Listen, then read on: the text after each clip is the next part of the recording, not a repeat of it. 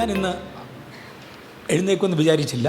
പക്ഷേ ഇന്ന് വെളുപ്പിനെ വളരെ വ്യക്തമായി പരിശുദ്ധാത്മാവിൻ്റെ ഒരു കാര്യം കാണിച്ചതുകൊണ്ട് ഞാൻ എഴുന്നേറ്റ് പറയുകയാണ്. ഭാരതീയ ദൈവസഭയുടെ മേൽ നിന്ന് ദൈവത്തിൻ്റെ കാവലിൻ്റെ കൈ മാറിക്കൊണ്ടിരിക്കുക. പോയി എന്ന് ഞാൻ പറഞ്ഞില്ല, മാറിക്കൊണ്ടിരിക്കുക. ആ കാവലിനകത്ത് നിൽക്കണമെങ്കിൽ ജീവിതത്തിൽ വ്യത്യാസം ഉണ്ടാകണം. ഒരു പ്രാവശ്യം കൂടെ ആവർത്തിക്കാം. ആഗോളവ്യാപകമായ ദൈവസഭയ്ക്ക് ഇത് ബാധകമാണെന്ന് എന്നെ അറിയിച്ചെങ്കിലും ഭാരതത്തെ പ്രതിനിധീകരിച്ചുകൊണ്ട് ഭാരതീയ ദൈവസഭയുടെ മേൽ നിന്ന് ദൈവത്തിൻ്റെ കാവൽ മാറിക്കൊണ്ടിരിക്കുകയാണ്.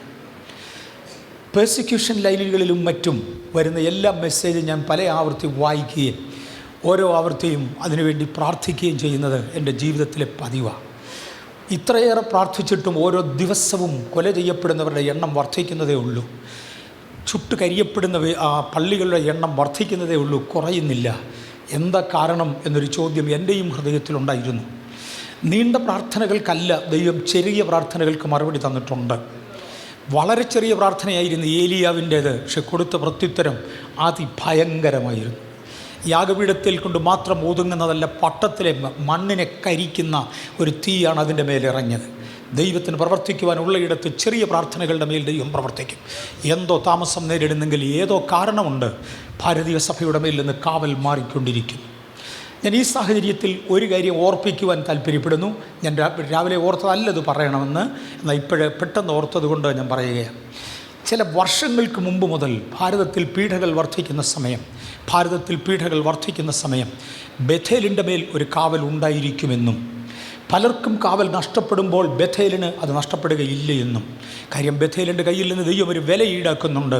ദൈവസന്നിധിയിൽ യോഗ്യമായി നിൽക്കുന്നെങ്കിൽ ആ കാവൽ മാത്രം കണ്ടുകൊണ്ട് അനേകർ ബഥേലിലേക്ക് ഓടിക്കയറുമെന്നും പരിശുദ്ധാത്മാവ് പറഞ്ഞത് എനിക്ക് ഓർമ്മയുണ്ട്. മേ ബി ഒരു 10 വർഷത്തിന് മുമ്പായിരിക്കാം ആദ്യം ഇത്തരമൊരു ദൂത് ഞാൻ കേൾക്കുന്നത്. തുടർന്ന് 10 പ്രാവശ്യത്തിലധികം അത് ആവർത്തിക്കപ്പെട്ടു. ഇന്ന് കുവൈറ്റിൽ നിന്നൊരു സഹോദരി വന്നിട്ടുണ്ട്. ഞങ്ങൾക്ക് തമ്മിൽ രാവിലെ കാണാൻ സാധിച്ചു. സാം ജോർജ് ബ്രദർ ഉണ്ടായിരുന്നതുകൊണ്ടാണ് അത് സാധിച്ചത്, അല്ലെങ്കിൽ കാണാൻ ഒക്കത്തില്ലായിരുന്നു. ആ സഹോദരി എന്നോട് ഒരു കാര്യം പറഞ്ഞു. ഒരാരാധന ഇവിടുത്തേത് കാണിച്ചുകൊണ്ട് പറഞ്ഞു, അവരുടെ നടുവിൽ എൻ്റെ സാന്നിധ്യമുണ്ട്. ബഥേലിലെ ആരാധന ഈ മാസം 7-ാം തീയതി, ഈ മാസം 7-ാം തീയതി ഇവിടെ നടന്ന നമ്മുടെ ഉപവാസ പ്രാർത്ഥനയിലെ ആ സെക്ഷനിൽ പങ്കെടുക്കവേ പരിശുദ്ധാത്മാവ് പറഞ്ഞു, ഇവരോടുകൂടെ എൻ്റെ സാന്നിധ്യമുണ്ട്. ആ ദൈവസാന്നിധ്യം നിലനിർത്തണം. ഇതായിരിക്കും ഇന്നത്തെ എനിക്ക് ആകെ ഓർപ്പിക്കുവാനുള്ള പ്രധാന വിഷയം. ഞാൻ ഇതിനോട് ബന്ധപ്പെട്ട് ചില കാര്യങ്ങൾ വേഗത്തിൽ ഓർപ്പിച്ചു പോകട്ടെ. ഇതൊരു മെസ്സേജാണ്, പക്ഷേ ഒരു വിശദീകരിക്കുന്ന പ്രസംഗമല്ല. എൻ്റെ സമയത്തിനകം നിർത്തണമെന്ന് നിർബന്ധമുണ്ട്. കഴിവുള്ളത്തോളം സമയം സൂക്ഷിക്കും. പത്രോസിൻ്റെ 1-ാമത്തെ ലേഖനം വാക്യങ്ങളെല്ലാം വായിക്കാൻ ഒക്കത്തില്ലെങ്കിലും ചിലത് വായിക്കണം. പത്രോസിൻ്റെ 1-ാം ലേഖനം 4-ാം അധ്യായം 17-18 വാക്യങ്ങൾ ദയവായി വായിക്കാം. 1 പത്രോസ് 4:17-18. ന്യായവിധി ദൈവഗ്രഹത്തിൽ ആരംഭിപ്പാൻ സമയമായല്ലോ. ന്യായവിധി ആരംഭിക്കുന്നത് ദൈവഗ്രഹത്തിലാണ് എന്നൊരു സൂചന വിശുദ്ധ പത്രോസിലൂടെ പറഞ്ഞു. സഭയിൽ ന്യായവിധി എന്നൊരു പദം പറയരുത് എന്ന് എതിർക്രിസ്തു ധാരാളം പ്രഘോഷിക്കാറുണ്ട്. എതിർക്രിസ്തുവിൻ്റെ സുവിശേഷവും എതിർക്രിസ്തുവിൻ്റെ ഉപദേശവും ദൈവസഭയ്ക്കകത്ത് ന്യായവിധിയെക്കുറിച്ച് പറയരുത്. കാര്യം കാൽവറിയിൽ സകലതും തീർന്നതിനാൽ തോന്നിയതുപോലെ ജീവിക്ക് ഇനി ന്യായവിധിയില്ല. നോ പത്രോസേ, അങ്ങയ്ക്ക് ആത്മാവ് എവിടെ കിട്ടി? ഇത് ക്രിസ്തുവിങ്കിൽ നിന്ന് ലഭിച്ച ആത്മാവാണ്. ന്യായവിധി ദൈവഗ്രഹത്തിൽ ആരംഭിപ്പാൻ സമയമായെങ്കിൽ വായിച്ചട്ടെ. അത് നമ്മിൽ തുടങ്ങുന്നത് എവിടെയാണ്? നമ്മിൽ. ആർക്കെഴുതുന്ന ലേഖനമായത്? യേശുവിൻ്റെ രക്തത്താൽ വീണ്ടെടുക്കപ്പെട്ട വിശുദ്ധന്മാരും അഭിഷക്തരുമായവർക്ക് വിശുദ്ധ പത്രോസ് എഴുതുന്ന ലേഖനമാണ്. നമ്മിൽ തുടങ്ങുവാൻ സമയമായാൽ. കാര്യം ദൈവം നമ്മെ നോക്കിക്കൊണ്ടിരിക്കുകയാണ്. രക്ഷിച്ചത് കൊണ്ടായില്ല, തിരഞ്ഞെടുത്തത് കൊണ്ടായില്ല, അഭിഷേകം പ്രാപിച്ചത് കൊണ്ടായില്ല. ദൈവിക കാഴ്ചപ്പാടിൽ നിലനിൽക്കുന്നില്ല എങ്കിൽ വായിച്ചു. നമ്മിൽ തുടങ്ങുവാൻ സമയമായെങ്കിൽ അത് നമ്മിൽ തുടങ്ങിയാൽ ദൈവത്തിന്റെ സുവിശേഷം അനുസരിക്കാത്തവരുടെ അവസാനം എന്താകും? അങ്ങനെയാണെങ്കിൽ ഞാൻ രക്ഷിക്കപ്പെട്ടത് കൊണ്ട് തീർന്നു എന്ന് പറയുന്ന ക്രിസ്തുവിന്റെ സുവിശേഷം അവിടെ കൊണ്ട് അവസാനിക്കുന്നില്ല, തുടങ്ങുന്നതേ ഉള്ളൂ. ഞാൻ രക്ഷിക്കപ്പെട്ടത് കൊണ്ടായി എന്ന് പറയുന്നവരുടെ സ്ഥിതി എന്താകും? അടുത്ത വാക്യം. നീതിമാൻ പ്രയാസേന രക്ഷ പ്രാപിക്കുന്നു എങ്കിൽ അഭക്തന്റെയും പാപിയുടെയും ഗതി എന്താകും? നീതിമാൻ രക്ഷ പ്രാപിക്കുന്നത് നമ്മളെപ്പോലെ വളരെ ബുദ്ധിമുട്ടിയാണെങ്കിൽ അധർമ്മിയുടെയും പാപിയുടെയും സ്ഥിതി എന്തായിരിക്കും? റോമാലേഖനം 2-9 വാക്യത്തിൽ വായിക്കണ്ട. ന്യായവിധി വരുന്നതിനെക്കുറിച്ച് വിശുദ്ധ പൗലോസ് പറയുന്നത് റോമർ 2:9 ആദ്യം യഹൂദനും പിന്നെ യവനനുമാണ് ന്യായവിധി. യഹൂദൻ ന്യായവിധിയിൽ നിന്ന് മാറുകയില്ല, ആദ്യം അവൻ്റെ മേലുണ്ടാകും. അവിടം കൊണ്ട് ന്യായവിധി തീരുകയില്ല. യവനൻ ജാതികളിൽ നിന്നും രക്ഷിക്കപ്പെട്ടു വന്നവർ, ജാതികളായിരിക്കുന്നവർ, അവരുടെ മേൽ ന്യായവിധി ഉണ്ടാകും. യെരമ്യാവിൻ്റെ പുസ്തകം 25:29 വായിക്കണ്ട. എൻ്റെ നാമം വിളിക്കപ്പെട്ടിരിക്കുന്ന എൻ്റെ നഗരത്തിൽ ഞാൻ ആദ്യം ന്യായവിധി അയക്കും. കാര്യം എൻ്റെ നാമം നിങ്ങൾ അശുദ്ധമാക്കുകയാൽ, ദൈവത്തിൻ്റെ നാമത്തെ അശുദ്ധമാക്കുക വലിയൊരു കാര്യമാണ് കേട്ടോ. എൻ്റെ നാമം വൃഥാ എടുക്കരുത്. നമ്മുടെ കൊച്ചു കുഞ്ഞുങ്ങളിൽ ചിലർ നന്നായി പ്രസംഗിക്കും, നന്നായി പ്രാർത്ഥിക്കും, നന്നായി പാടും. ദൈവത്തിന് സ്തോത്രം. എല്ലാം അവർ അഭിനയിച്ച് കാണിക്കും. ഞാൻ എന്തെങ്കിലും ചെയ്താൽ അതുപോലെ കുഞ്ഞുങ്ങൾ ചെയ്ത് കാണിക്കും. വളരെ നല്ല കാര്യം. പക്ഷേ അതിനെ ദൈവികമെന്ന് എടുക്കരുത്, കുഞ്ഞിൻ്റെ കളിയെന്ന് എടുക്കാവൂ എന്ന് മാത്രം. ഞാൻ ഓർക്കുന്നുണ്ട്, ഒരു മാന്യ സഹോദരൻ, ഞാൻ പേരോർക്കുന്നു, പറഞ്ഞ സ്ഥലം ഓർക്കുന്നു, ഇടം ഓർക്കുന്നു, അങ്ങേര് ലൈനിൽ കാണുമായിരിക്കും. ഇന്ന് അദ്ദേഹത്തിന് ഇഷ്ടപ്പെടുമോ എന്ന് എനിക്ക് അറിഞ്ഞുകൂടാ, അതുകൊണ്ട് ഞാൻ അദ്ദേഹത്തിൻ്റെ പേര് ഉപയോഗിക്കുന്നില്ല. എന്നോട് പറഞ്ഞ ഓർമ്മയുണ്ട്, അസംബ്ലീസ് ഓഫ് ഗോഡിനെ നശിപ്പിച്ചത് അസംബ്ലീസ് ഓഫ് ഗോഡിൻ്റെ CA ഡിപ്പാർട്ട്മെൻറ്റ്. അയ്യോ, അദ്ദേഹം അസംബ്ലീസ് ഓഫ് ഗോഡുകാരനാണ്. ഞങ്ങൾ രണ്ടുപേരും അസംബ്ലീസ് ഓഫ് ഗോഡിനെ സ്നേഹിക്കുന്നവരാണ്. പോസിറ്റീവ് ക്രിറ്റിസിസം, ഇത് നെഗറ്റീവ് അല്ല, പോസിറ്റീവ് ക്രിറ്റിസിസമാണ്. അദ്ദേഹം പറഞ്ഞൊരു നല്ല ആശയത്തിലാണ് പറഞ്ഞത്. അസംബ്ലീസ് ഓഫ് ഗോഡിനെ നശിപ്പിച്ചത് നമ്മുടെ CA സെക്ഷനാണ്. യുവാക്കളായ കുഞ്ഞുങ്ങളെ, ചെറുപ്പക്കാരായ ആളുകളെ കൊണ്ടുവന്ന് പ്രസംഗിക്കാൻ പഠിപ്പിക്കും. അവനെ പ്രൊഫഷണൽസാണ് പഠിപ്പിക്കുന്നത്. ഇവൻ പ്രസംഗിക്കാൻ പഠിച്ചു കഴിഞ്ഞാൽ പിന്നെ ദൈവത്തിൻ്റെ യാതൊരു സഹായവും ടച്ചും വേണ്ട, അവനങ്ങ് പ്രസംഗം ഏറ്റെടുക്കും. അത് ദൈവികമല്ല. എൻ്റെ നാമം വൃഥാ എടുക്കരുത്, എൻ്റെ നാമം ജാതികളുടെ മുമ്പിൽ അപമാനിക്കപ്പെടരുത്. എൻ്റെ വഴിയിൽ എന്നെപ്പോലെ മാന്യമായി ജീവിക്കാതെ എൻ്റെ നാമം എടുക്കുന്നവൻ അശുദ്ധനാണ്. എൻ്റെ നാമം വൃഥാ എടുക്കരുത്. എൻ്റെ നാമം വിളിച്ചിരിക്കുന്ന പട്ടണങ്ങളെ ഞാൻ ആദ്യം ന്യായം വിധിക്കും, പിന്നെ മാത്രമേ വേറൊന്നുള്ളൂ. എസെക്കേൽ പ്രവചനം 9:6 ദേവാലയത്തെക്കുറിച്ചൊരു കൊച്ചു കാഴ്ചപ്പാട് കാണാം. വായിക്കാൻ ആഗ്രഹിക്കുന്നില്ല, ആവശ്യമുള്ളവർ വീടുകളിൽ ചെന്ന് വായിക്കുന്നത് മാത്രമേ ഒക്കത്തുള്ളൂ. എസെക്കേൽ പ്രവചനം 9:6 എസെക്കേൽ പ്രവാചകനെ ദേവാലയത്തിലേക്ക് വന്ന് കാണാൻ പറഞ്ഞു. ദേവാലയത്തിൽ വരുമ്പോൾ എല്ലാവരും ദേവാലയത്തിൽ വന്നിട്ടുണ്ടെങ്കിലും ഓരോരുത്തരും അവനവൻ്റെ ബിസിനസ് ട്രാൻസാക്ട് ചെയ്യുക. അവനവൻ്റെ കാര്യമാണ് ഓരോരുത്തരും ചെയ്യുന്നത്, ദൈവകാര്യമല്ല. എന്നാൽ അതിൻ്റെ നടുവിൽ മുറയിട്ട് കരയുന്ന ചുരുക്കം ചിലരുണ്ട്. ആ സമയത്താണ് ശണവസ്ത്രം ധരിച്ചുകൊണ്ട് കയ്യിൽ മഷിക്കുപ്പിയുമായി ഒരു മനുഷ്യൻ, ഒരു ദൂതൻ അതുവഴി വരുന്നത്. മറ്റൊരു ദൂതൻ ഇദ്ദേഹത്തോട് വിളിച്ചു പറഞ്ഞു, നീ ഒന്ന് നോക്കി ഈ ചുറ്റുവട്ടത്തിൽ മുഴുവനും പോയിട്ട് എൻ്റെ ആലയത്തിലെ ജനത്തിൻ്റെ ദുർനടപ്പ് കണ്ടുകൊണ്ട്, അല്ലെങ്കിൽ അവരുടെ നടപ്പ് ദോഷം കണ്ടുകൊണ്ട് മുറയിട്ട് കരയുന്നതായ ഈ മനുഷ്യരുടെ നെറ്റിയിൽ നീ ഒരു സീലടിക്കണം, മുദ്രയടിക്കണം. എതിർ ക്രിസ്തു അതിൻ്റെ സീലടിക്കുന്നത് പോലെ നീ നിൻ്റെ സീലടിക്കണം. നീ നിൻ്റെ മഷി കൊണ്ടവരെ മാർക്ക് ചെയ്യണം.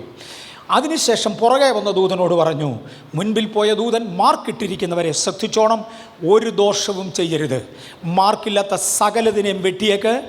ആണെന്നോ പെണ്ണെന്നോ സ്ത്രീയെന്നോ പുരുഷനെന്നോ പ്രായമുള്ളവരെന്നോ വൃദ്ധനെന്നോ വൃദ്ധയെന്നോ നോക്കരുത്. മുദ്രയില്ലാത്ത സകലതിനെയും. ദൈവസഭയ്ക്കകത്ത് ന്യായവിധി ആരംഭിക്കാറായി. ന്യായവിധി ദൈവസഭയിൽ ആരംഭിക്കുമ്പോൾ ദൈവത്തിൻ്റെ വഴിയിൽ ജീവിക്കുന്നവനെയും ദൈവത്തെ അപമാനിക്കുന്നവനെയും രണ്ടായി വേർതിരിച്ചു കൊണ്ടായിരിക്കും ന്യായവിധി. വിശുദ്ധ മത്തായിയുടെ സുവിശേഷം 3:9-10 വാക്യങ്ങളിൽ നമ്മുടെ യേശു പറയുന്ന ഒരു പദപ്രയോഗം, അബ്രഹാം ഞങ്ങൾക്ക് പിതാവായുണ്ട് എന്ന് പറഞ്ഞുകൊണ്ടിരിക്കരുത്. ചൊവ്വേ നേരെ ജീവിക്ക്. അബ്രഹാമിന് കല്ലുകളിൽ നിന്ന് മക്കളെ ഉളവാക്കുവാൻ ദൈവത്തിന് കഴിയും. അബ്രഹാമിൻ്റെ മകനാണെന്ന് പറഞ്ഞതുകൊണ്ട് ന്യായവിധിയിൽ നിന്നും തെറ്റി കഴിയുകയില്ല. ദൈവിക ന്യായവിധിയിൽ അകപ്പെടാതിരിക്കേണ്ടതിന് ദൈവകൃപയിൽ ആശ്രയിച്ച് മുന്നോട്ട് പോകുവാൻ ദൈവം നമുക്ക് കൃപ തരട്ടെ. ഈ ഒരു നല്ല സന്ദേശം എൻ്റെ സഭയെ ഏൽപ്പിക്കുവാൻ എനിക്ക് കർത്താവിൽ താല്പര്യമുണ്ട്. തീർന്നില്ല, ഞാൻ പുതിയ നിയമത്തിലും പിന്നെ പഴയ നിയമത്തിലൊക്കെ ഇനി തുടരാൻ പോവുകയാണ്. ഇതിനിടയിൽ യുദ്ധങ്ങൾ ഉണ്ടായിരിക്കും. തുടർന്ന് ഈ ഭൂമിയിൽ സംഭവിക്കേണ്ടത് ഒരു ലോകമഹായുദ്ധമാണ്. അർമഗദോൻ യുദ്ധം എന്നതിനെ വിളിക്കും. ഇന്ന് ഞാൻ അതിനെക്കുറിച്ച് തൊടുന്നില്ല. എനിക്ക് ഇച്ചിരൂടെ പ്രിപ്പയർ ചെയ്യാനുണ്ട്. കാര്യം പറഞ്ഞിട്ട് പിന്നെ ഇച്ചിരൂടെ ചേർത്തിരുന്നേ കൊള്ളായിരുന്നെന്ന് പിന്നെ ചിന്തിക്കാതെ ചേർക്കാവുന്നതിൻ്റെ പരമാവധി ചേർക്കേണ്ടതിന് വേണ്ടി മേ ബി ഒരാഴ്ചയോ 2 ആഴ്ചയോ 3 ആഴ്ചയോടെ ഞാൻ എടുത്തോട്ടെ. അത് കഴിഞ്ഞേ തുടങ്ങുകയുള്ളൂ എന്നെനിക്ക് ആ ലെവലിൽ അത് വരികയുള്ളൂ എന്നെനിക്ക് തോന്നുന്നു. നിശ്ചയമായും ഒരു ആഗോള യുദ്ധം ഉണ്ടാകണം. അതിനെ തുടർന്ന് യെരുശലേമുമായി ആരോ എതിർ ക്രിസ്തുവിൻ്റെ ദൂതനും ചേർന്ന് ഒരു എഗ്രിമെൻ്റ് ഉണ്ടാക്കണം. ആ എഗ്രിമെൻറ്റിൻ പ്രകാരം അവരവരുടെ ദേവാലയം പണി ചെയ്തിരിക്കണം. ഇതൊക്കെ ദിവസങ്ങൾ കൊണ്ട് മാസങ്ങൾ കൊണ്ട് നടക്കാവുന്നതേ ഉള്ളൂ. അതിനോടകം യേശുവിൻ്റെ മധ്യാകാശ പ്രത്യക്ഷതയും സഭയുടെ ഉൽപ്രാവണവും നടന്നിരിക്കും. സഭയുടെ ഉൽപ്രാവണം നടന്ന ശേഷം ഇവിടെ മിച്ചം വരുന്നവർ എന്ത് ചെയ്യണം? കർത്താവ് അനുവദിച്ചാൽ എടുക്കപ്പെടുന്നതിന് മുന്നമേ അങ്ങനെ ഒരു മെസ്സേജ് ഉണ്ടാക്കണം എന്നെനിക്ക് താല്പര്യമുണ്ട്. ഓത്താൽ ലഭിച്ചവളെ ആരെങ്കിലും ചെയ്യും. ഞാൻ വർഷങ്ങൾക്ക് മുമ്പേ, മേ ബി ഒരു 15 വർഷങ്ങൾക്ക് മുൻപേ പറഞ്ഞ 10-15 മെസ്സേജുകളിൽ ഞാനിങ്ങനെ പറഞ്ഞിരുന്ന കാലങ്ങളിൽ ഓഡിയോ ടേപ്പുകൾ മാത്രമേ നമുക്കുണ്ടായിരുന്നുള്ളൂ. വീഡിയോയുടെയും VHS CD ഉണ്ടായിരുന്നു. ടേപ്പുകൾ ഉണ്ടായിരുന്നെന്ന് CD ഇറങ്ങിയിട്ടില്ല. ആ ടേപ്പുകളിൽ ഒരു 15ഓളം എണ്ണത്തെ ഞാൻ പറഞ്ഞിട്ടുണ്ട്. സഭയുടെ ഉൽപ്രാപണം കഴിഞ്ഞാൽ അന്തിക്രിസ്തു ഈ ടേപ്പ് എടുത്ത് നശിപ്പിക്കാൻ ശ്രമിക്കും. കയ്യിലുള്ളവർ സൂക്ഷിച്ചോണം, കോപ്പി എടുത്തോണം, വെച്ചേക്കണം, അന്നത്തേക്കുള്ളതാ ഇത് എന്ന് പറഞ്ഞിട്ടുണ്ട്. ആരുടെയെങ്കിലും കൈവശം ഉണ്ടെങ്കിൽ തിരിച്ച് കിട്ടിയാൽ എനിക്ക് ഒന്നുകൂടെ പ്രിപ്പയർ ചെയ്യാം. കാര്യം ആ ലൈൻ ഞാനിപ്പോൾ വിട്ടുപോയി. Otherwise we will come back. ഞാൻ പുതിയ നിയമത്തിലേക്ക് നടക്കട്ടെ. 1 തീമോത്തിയോസിൻ്റെ പുസ്തകം 3-ാം അധ്യായത്തിൻ്റെ 14-15 വാക്യങ്ങളിലേക്ക് വരുമ്പോൾ വിശുദ്ധ പൗലോസ് തീമോത്തിയോസിനോട് പറയുകയാണ്, ഞാൻ വേഗത്തിൽ നിൻ്റെ അടുക്കൽ വരുവാൻ ആഗ്രഹിക്കുന്നു. താമസിച്ചു പോയാലോ സത്യത്തിൻ്റെ തൂണും അടിസ്ഥാനവുമായി ജീവനുള്ള ദൈവത്തിൻ്റെ സഭയാകുന്ന ദേവാലയത്തിൽ നീ നടക്കേണ്ടത് എപ്രകാരമെന്ന് അറിയേണ്ടതിന് ഞാൻ നിനക്കിത് എഴുതുകയാണ്. നിനക്കിത് എഴുതുന്നതിൻ്റെ ഉദ്ദേശം എന്തുവാണ്? സഭയാം ദേവാലയത്തിൽ നീ എങ്ങനെ നടക്കണം എന്ന് നീ അറിയണം. ഞാൻ പോയ ശേഷം ആട്ടിൻകൂട്ടത്തെ ആദരിക്കാത്ത കൊടിയ ചെന്നായ്ക്കൾ സഭയ്ക്കകത്ത് പ്രവേശിക്കും. അത് അപ്പോസ്തല പ്രവൃത്തിയിൽ നിന്നാണ്. ഞങ്ങൾ പോയ ശേഷം ആട്ടിൻകൂട്ടത്തെ ആദരിക്കാത്ത കൊടിയ ചെന്നായ്ക്കൾ സഭയ്ക്കകത്ത് പ്രവേശിക്കും. അവർ തങ്ങളുടെ പിന്നാലെ ജനത്തെ വലിച്ചു കളയേണ്ടതിന് ദുരുപദേശം പ്രസ്താവിക്കുന്ന പുരുഷന്മാരായിരിക്കും.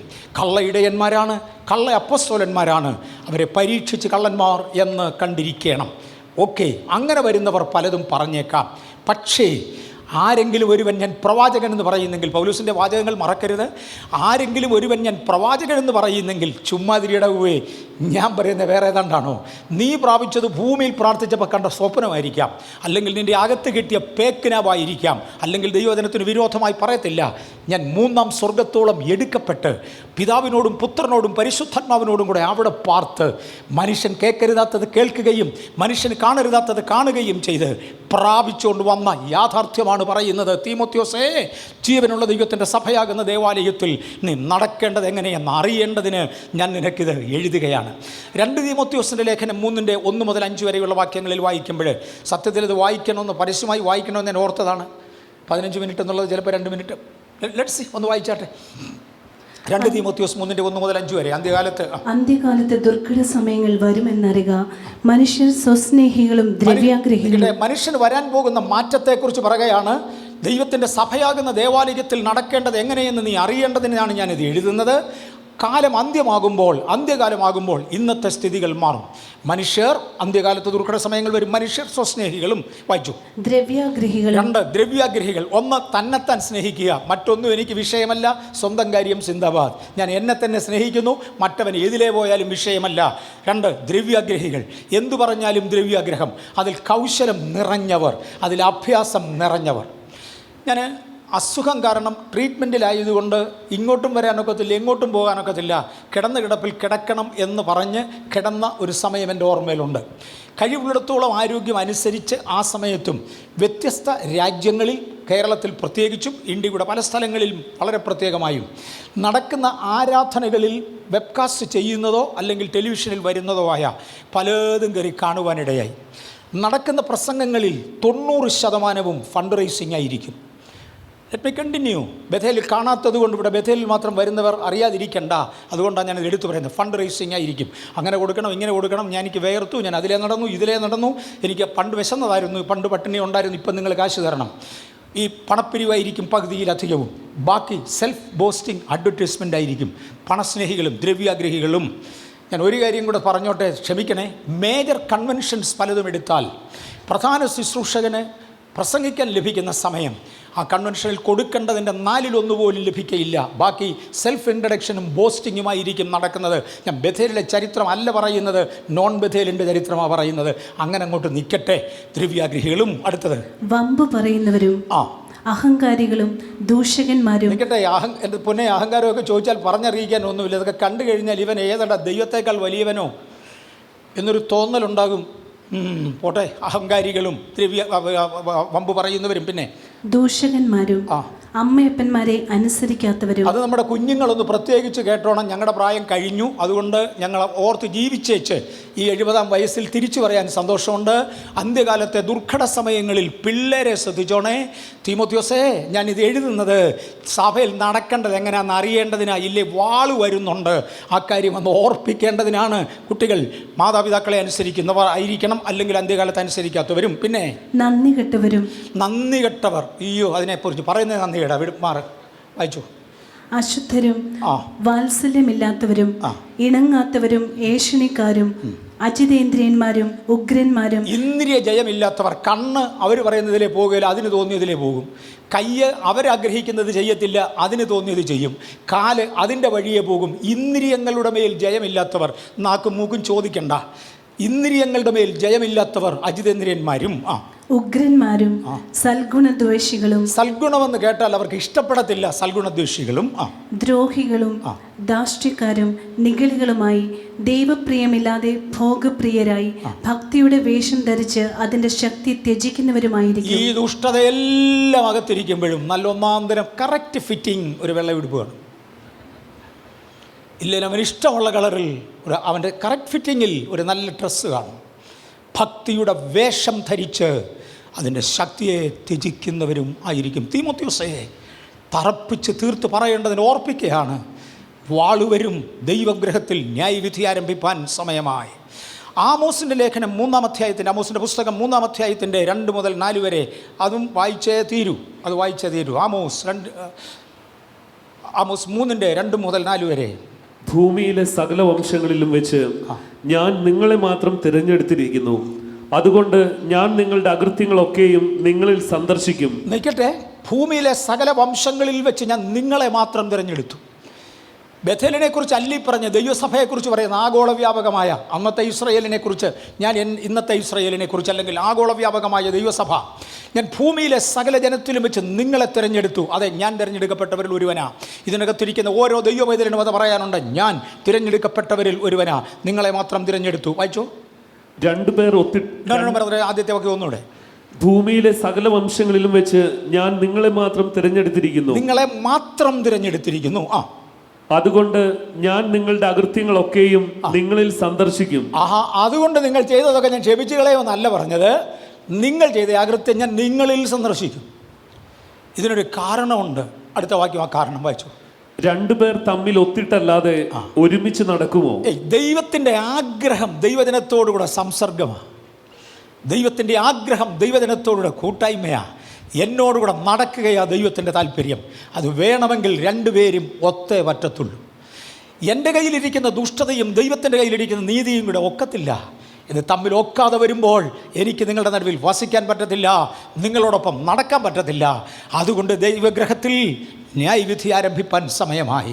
എനിക്ക് ഇതിനകത്തെ വിശ്വസ്തന്മാരോടുകൂടെ വസിക്കണം, ഇതിനകത്തെ വിശ്വസ്തന്മാരോടുകൂടെ നടക്കണം. ആകയാൽ എനിക്കവരെ മാനസാന്തരത്തിലേക്ക് നടത്തിയേ മതിയാകുള്ളൂ. അങ്ങനെ പോകണമെങ്കിൽ മത്തായിയുടെ സുവിശേഷം 5-ന്റെ വായിക്കണ്ട, വിട്ടേക്കാം. വായിച്ചാൽ ഇച്ചിരൂടെ നന്നായിരുന്നു. 5-ന്റെ 20-21 ഒന്ന് വായിച്ചാട്ട് ബ്രദറെ. ഞാൻ ഇതിനേക്കാൾ ഫാസ്റ്റ് എങ്ങനെ പോകുന്നു? മത്തായിയുടെ സുവിശേഷം 5-ാം അധ്യായം 20-21. നിങ്ങളുടെ നീതി ശാസ്ത്രിമാരുടെയും പരീശന്മാരുടെയും നീതിയെ കവിയുന്നില്ലെങ്കിൽ. നിങ്ങളുടെ നീതി ശാസ്ത്രിമാരുടെയും പരീശന്മാരുടെയും നീതിയെ കവിയണം. ശാസ്ത്രിമാരും പരീശന്മാരും നീതിയുള്ളവരാണ്, മറക്കരുത്. അവരുടെ നീതിയെ ഒരളവുകോലായി ദൈവം എടുക്കുക. ഒരു ശാസ്ത്രിയെ സംബന്ധിച്ചിടത്തോളം വേദശാസ്ത്രിയെക്കുറിച്ചാണ് പറയുന്നത്. ഈ പഴയ നിയമ പുസ്തകത്തിൽ എന്തു പറയുന്നു അതുപോലെ അദ്ദേഹം ചെയ്തിരിക്കും. പരീശനെ ആരെന്നാണ് കാണുന്നത്? അന്നത്തെ ഭക്തൻ എന്നാണ് വിളിക്കുന്നത്. ഈ ന്യായപ്രമാണത്തിൽ എന്തുണ്ട് അത് ചെയ്തിരിക്കും. അതാണ് അവരുടെ നീതി. അതിനകത്തൊരു വ്യത്യാസമില്ല. ഞാൻ ചില കാര്യങ്ങളിലേക്ക് ഇറങ്ങി തൊടാൻ പോകുകയാണ്. നിങ്ങളുടെ നീതി പരീശന്മാരുടെ നീതിയെ കവിയണം, ന്യായശാസ്ത്രികളുടെ നീതിയെ കവിയണം. വായിച്ചാട്ട്. നിങ്ങളുടെ നീതി ശാസ്ത്രിമാരുടെയും പരീശന്മാരുടെയും നീതിയെ കവിയുന്നില്ലെങ്കിൽ നിങ്ങൾ സ്വർഗരാജ്യത്തിൽ കടക്കുകയില്ല എന്ന് ഞാൻ നിങ്ങളോട് പറയുന്നു. ഈ പദം കട്ടിയാണ് കേട്ടോ. ശിക്ഷ വരുമെന്ന് പറഞ്ഞ് നിർത്തിയില്ല. നിങ്ങൾ സ്വർഗത്തിൽ പോകുന്നതിനെക്കുറിച്ച് ചിന്തിക്കേണ്ടെന്ന്. നിങ്ങളുടെ നീതി അതിനെ കവിഞ്ഞിരിക്കണം. ഇല്ലെങ്കിൽ സ്വർഗരാജ്യത്തിൽ കടക്കുന്നതിനെക്കുറിച്ച് ചിന്തിക്കേണ്ട. ഞാനിത് പറഞ്ഞില്ലേ, ആര് സഭയെ ഇത് അറിയിക്കും? ഇടയ്ക്ക് ഓർപ്പിച്ചില്ലെങ്കിൽ എങ്ങനെ ഓർക്കും? നിങ്ങളുടെ നീതി പരീശൻ്റെയും ന്യായശാസ്ത്രിയുടെയും നീതിയെ കവിയുന്നില്ലെങ്കിൽ അവർ ദശാംശം കൊടുക്കും, അവർ കൽപ്പനകൾ പാലിക്കും. ഞാൻ കൽപ്പനയുടെ കാര്യത്തിലേക്ക് ഒന്നുകൂടെ വന്നോളാം. നിങ്ങൾ സ്വർഗത്തിൽ പോകുന്ന കാര്യം റിമോട്ടാണ്, അത് സാധ്യമല്ല. ആകയാൽ അവരുടെ നീതിയെ കവിഞ്ഞിരിക്കണം. അവർ എഴുതിയിരിക്കുന്നത് മനുഷ്യനെ കാണിക്കേണ്ടതിന്, മനുഷ്യൻ്റെ മുമ്പിൽ നീതിന്യായ കോടതിയുടെ മുമ്പിൽ നിന്നാൽ രക്ഷപ്പെടേണ്ടതിനുള്ളതൊക്കെ ചെയ്യും. നിങ്ങളങ്ങനെ ആരുത്. യേശു അതിനെക്കുറിച്ച് വിശദീകരിക്കുന്നത് കാണാം. തൻ്റെ മലമ്പ്രസംഗങ്ങളിൽ യേശു വിശദീകരിക്കുന്നുണ്ട്. മത്തായിയുടെ സുവിശേഷത്തിലും ലൂക്കോസിൻ്റെ സുവിശേഷത്തിലും യേശു അതിനെക്കുറിച്ച് വിശദീകരിക്കുന്നുണ്ട്. ഉദാഹരണങ്ങൾ കേട്ടാലും, ഞാൻ ന്യായപ്രമാണത്തെയോ പ്രവാചകന്മാരെയോ നീക്കുവാൻ അല്ല വന്നത്, നിവർത്തിപ്പാനാണ് വന്നത്. യേശു ന്യായപ്രമാണം നീക്കിയിട്ടില്ല, നിവർത്തിക്കുവാൻ വന്നു. ഇനിയും ന്യായപ്രമാണ കൽപ്പനകളുടെ വിശദീകരണം, ആത്മിക വിശദീകരണം യേശു നൽകുകയാണ്. മത്തായിലും ലൂക്കോസിലും ഒരുപോലെ കാണാവുന്നതാണ്. ഏതാണ്ട് ഒരു 3 വർഷങ്ങൾക്ക് മുമ്പേ ഞാൻ ഇവിടെ അത് വിശദമായി ക്ലാസ്സായി ആഴ്ചകൾ കൊണ്ടെടുത്തത് എനിക്ക് ഓർമ്മയുണ്ട്. 3 വർഷമായും തോന്നുന്നു, അല്ലെങ്കിൽ 4 കാണാം ഇവിടെ എടുത്തത് എനിക്ക് ഓർമ്മയുണ്ട്. യേശു പറഞ്ഞു, കുല ചെയ്യരുത് എന്ന് ന്യായപ്രമാണം പറയുന്നു. ഞാൻ ഒരുവനെ കൊന്നില്ലെങ്കിൽ അത് കൊലപാതകമായി ന്യായപ്രമാണം കണക്കാക്കത്തില്ല. ഒരുത്തനെ ഉപദ്രവിക്കണമെന്ന് എനിക്ക് തോന്നി, അവൻ്റെ ജീവിതത്തിൽ ചൊവ്വ നടക്കാത്ത പോലെ 10 ഇടി അവനിട്ട് ഇടിച്ചാൽ കൊന്നതിന് തുല്യമാണ്. പിന്നെ അവൻ്റെ ജീവിതം ഒന്നിനും പ്രയോജനപ്പെടത്തില്ല. നീതിന്യായ കോടതിയുടെ മുമ്പിൽ ഞാൻ കൊലപാതകനല്ല, അടിപിടി കേസിൽ ഇടപെട്ടെന്ന് മാത്രമേ ഉള്ളൂ. പക്ഷേ കർത്താവ് പറഞ്ഞു, ന്യായപ്രമാണം മാത്രമേ പറഞ്ഞിട്ടുള്ളെങ്കിൽ ഞാൻ പറയാം അതിൻ്റെ ആത്മീക വിശദീകരണം. സഹോദരനോട് കോപിക്കുന്നവൻ കൊലപാതകനായി ഞാൻ കണക്കാക്കും. നിങ്ങളുടെ നീതി, പരീശന്മാരുടെ നീതിയിൽ നിൽക്കരുത്, അത് ക്രോസ് ചെയ്തേ പറ്റൂ. പരീശൻ പറയുന്നത് വേറെ, നിങ്ങൾ പറയുന്നത് വേറെ, നിങ്ങൾ ചെയ്യേണ്ടത് വേറെ. വ്യഭിചാരം ചെയ്യരുത് എന്ന് ന്യായപ്രമാണം പഠിപ്പിച്ചു. വ്യഭിചാരമെന്ന കർമ്മത്തിൽ ഇടപെട്ടില്ലെങ്കിൽ, മെഡിക്കൽ സർട്ടിഫിക്കറ്റ് ഇല്ലെങ്കിൽ നിന്നെ വ്യഭിചാരി എന്ന് ലോകത്തിൻ്റെ കോടതി വിധിക്കയില്ല. പക്ഷെ ഞാൻ പറയാം, അയോഗ്യമായ ഒരൊറ്റ നോട്ടം നോക്കിയാൽ ഞാനത് വ്യഭിചാരമായി കണക്കിടും. ഞാൻ ന്യായപ്രമാണത്തെ നീക്കാനല്ല വന്നത്, തറപ്പിക്കാൻ വന്നതാ, എസ്റ്റാബ്ലിഷ് ചെയ്യാൻ വന്നത്. എൻ്റെ വരവ് ന്യായപ്രമാണത്തിന് സാധിക്കാൻ കഴിയാഞ്ഞതിനെ സാധിക്കാനാ. ഇത് ജഡത്തെ കൊണ്ട് സാധിക്കയില്ല. എൻ്റെ ആത്മാവ് നിങ്ങളുടെ ഉള്ളിലുണ്ടെങ്കിൽ നിങ്ങൾക്കിത് ചെയ്യുവാൻ കഴിയും. നിങ്ങളുടെ നീതി ന്യായപ്രമാണത്തിൻ്റെ, പരീശൻ്റെയും ന്യായശാസ്ത്രിയുടെയും നീതിയെ കവിഞ്ഞിരിക്കണം. വായിച്ചട്ടെ. കൊല ചെയ്യരുതെന്നും അതേ കാര്യം വിശദീകരിക്കാൻ ഞാൻ ഇനി അവിടെ നിൽക്കുന്നില്ല. 10 കൽപ്പനകളുടെ വിശദീകരണം 1 by 1 മത്തായിലും ഇത് തന്നെ കിടപ്പുണ്ട്. ഇനി അതാവോട്ട് തന്നുകൊണ്ടിരിക്കുകയാണ്. അടുത്തത് മത്തായിയുടെ സുവിശേഷം തന്നെ 5-ാം അധ്യായത്തിൻ്റെ 37. നിങ്ങളുടെ വാക്ക് ഉവ്വ് ഉവ്വ് എന്നും ഇല്ല ഇല്ല എന്നും ആയിരിക്കട്ടെ. ഇതിൻ്റെ പുറകിലത്തെ വാചകങ്ങളിൽ യേശു പറഞ്ഞു, നിങ്ങൾ ആണയിട്ട് സത്യം ചെയ്ത് ഒരു കാര്യവും പറയരുത്. ചില സന്ദർഭങ്ങളിൽ ഞാനൊരു കാര്യം പറഞ്ഞു, ആരോടാ, എൻ്റെ ഭാര്യയോടാകട്ടെ, എൻ്റെ ഭാര്യയോടൊന്നിരിക്കട്ടെ, വേറെ ആരും ഉപദ്രവിക്കണ്ടല്ലോ. ഞാനൊരു കാര്യം പറഞ്ഞു, ശകലം കഴിഞ്ഞ് ഇത് ചെയ്തോന്ന് ചോദിച്ചപ്പം എൻ്റെ ഭാര്യ എന്നോട് പറഞ്ഞു, ഞാനങ്ങനെ പറഞ്ഞിട്ട്, ഞാൻ അങ്ങനെ കേട്ടുമില്ല, എന്നോട് അങ്ങനെ പറഞ്ഞിട്ടുമില്ല, എന്നോട് പറഞ്ഞാൽ ഇങ്ങനെ ഷടയിപ്പം എന്തോ ചെയ്യുക. ഞാൻ പറഞ്ഞു, അങ്ങനെ അല്ലെന്ന് എൻ്റെ ഭാര്യ പറയുന്നു. ശല്യം ഞങ്ങൾക്കില്ലേ? അതുകൊണ്ട് വേറൊരാളിനെ തൊടാതെ ഞങ്ങളുടെ കാര്യം പറഞ്ഞു, ഉദാഹരണത്തിന് മാത്രം. അപ്പം ഞാൻ സാധാരണഗതിയിൽ 3ാമതൊരാളിൻ്റെ മുമ്പിൽ എസ്റ്റാബ്ലിഷ് ചെയ്യാൻ വേണ്ടി ഞാൻ പറയുന്നത്, ദൈവത്താണ് അങ്ങനെയാണ്, അല്ലെ എൻ്റെ അമ്മയാണ്, എൻ്റെ കുഞ്ഞാണ്, അങ്ങനെയാണ്. കർത്താവ് പറഞ്ഞു, നിങ്ങളാണ് ഇടരുത്. സുനിൽ പാസ്റ്ററോട് ഞാൻ പറഞ്ഞിട്ടുണ്ട്, മോനെ കൂട്ടിച്ചോദ്യം എന്ന് പറയുന്ന സമ്പ്രദായത്തിന് പോകരുത്. ഇങ്ങനെ വന്നപ്പോൾ എന്ത് ചെയ്യാൻ, 3ാമത് കേട്ട സാക്ഷിയെ വിളിക്കണ്ടേ? അതിന് പോകരുത്, നമുക്കത്രയും നാണക്കേടില്ല. We are not that. എൻ്റെ വാക്ക് ഡയറക്റ്റ് വിശ്വസിക്കാൻ വയ്യാത്തവരെ അവരോട് മൈൻഡ് യുവർ ബിസിനസ് എന്ന് പറഞ്ഞ് വിട്ടേക്കുക. കാര്യം ഞാൻ പറയേണ്ടതേ പറയത്തുള്ളൂ എന്ന് എനിക്ക് ഉറപ്പുണ്ട്. ഞാൻ സാധാരണ ഉപയോഗിക്കാറുള്ളൊരു വാക്കുണ്ട്, മറ്റൊരാൾ എന്നെ വിശ്വസിപ്പിക്കുവാൻ ഞാൻ അഡ്വാൻസ് വാങ്ങിച്ചിട്ടില്ല എന്ന്. നിന്നെ കൂടെ വിശ്വസിപ്പിക്കാൻ അഡ്വാൻസ് വാങ്ങിച്ചെങ്കിൽ പോരെ ഞാൻ ചെയ്യുന്നത്, നിൻ്റെ ഇഷ്ടം. ഞാൻ പറയുന്നത് സത്യമായിരിക്കും. കർത്താവ് പറഞ്ഞു, നിങ്ങൾ സ്വർഗത്തെ കൊണ്ട് സത്യം ചെയ്യരുത്, അത് ദൈവത്തിൻ്റെ സിംഹാസനമാണ്. നിങ്ങൾ ഭൂമിയെ കൊണ്ട് സത്യം ചെയ്യരുത്, അതവൻ്റെ പാദപീഠമാണ്. പിന്നെ നിങ്ങളുടെ വാക്ക് എന്നും ഇല്ല ഇല്ല എന്നും ഇരിക്കട്ടെ. അതിലധികമായത് കാണാതറിയാവുന്നവരൊന്ന് ഉറക്കെ പറഞ്ഞു, ദുഷ്ടനിൽ നിന്ന് വരുന്നു. അതിലധികമായത് ദുഷ്ടനിൽ നിന്ന് വരുന്നു. ദുഷ്ടൻ സഭയ്ക്കകത്തിരുന്നാലും നരകത്തിൽ പോണ്ടവനാ. സ്വർഗത്തെക്കുറിച്ചുള്ള ചിന്ത വിട്. ഞാൻ പലരോടും പണം കടം ചോദിച്ചു വാങ്ങേണ്ട സാഹചര്യം ഉണ്ടായിട്ടുണ്ട്. എൻ്റെ വരുമാനം എത്ര ഉണ്ടെന്നും ഒരു മാസത്തെ ശമ്പളം എത്രയാണെന്നും എന്നെ ചിലവ് വരുമെന്ന് എനിക്ക് നന്നായി അറിയാവുന്നത് കൊണ്ട് ദൈവത്തിൻ്റെ കൃപയാൽ ഒരു 15, 20, 30, മേ ബി 500 രൂപയിൽ കൂടുതൽ കൃപയാൽ ഇന്ന് വരെ ആരോടും കടം വാങ്ങിക്കേണ്ടി വന്നിട്ടില്ല. എനിക്കറിയാം എൻ്റെ ഒരു മാസത്തെ ചിലവെന്നാ, വരുമാനം എന്നാ, അതിനനുസരിച്ച് ചിലവാക്കണം. 2 നേരം പട്ടിണി കിടക്കണം. അങ്ങനെ ആവശ്യം വന്നിട്ടില്ല. യോഗ്യമായി ജീവിക്കുന്നവരെ ദൈവം അതിനകത്ത് ഇടത്തുമില്ല. അതെൻ്റെ അനുഭവത്തിൽ നിന്ന് ഞാൻ പറയുക. പക്ഷേ നിങ്ങളിൽ ഒരാൾ എന്നെ കളിപ്പിക്കണമെന്ന് എനിക്ക് തീരുമാനമുണ്ടെങ്കിൽ ഞാൻ വന്നൊരു 1 മണിക്കൂറിനകം തിരിച്ചു തന്നേക്കാം. കൊടുക്കത്തില്ലെന്ന് എനിക്ക് നന്നായി അറിയാം. ഒക്കുന്ന കാര്യമല്ല. പക്ഷെ എൻ്റെ അകത്ത് കിടക്കുന്ന ദുഷ്ടത വാക്ക് രൂപത്തിൽ പുറത്തു വരും.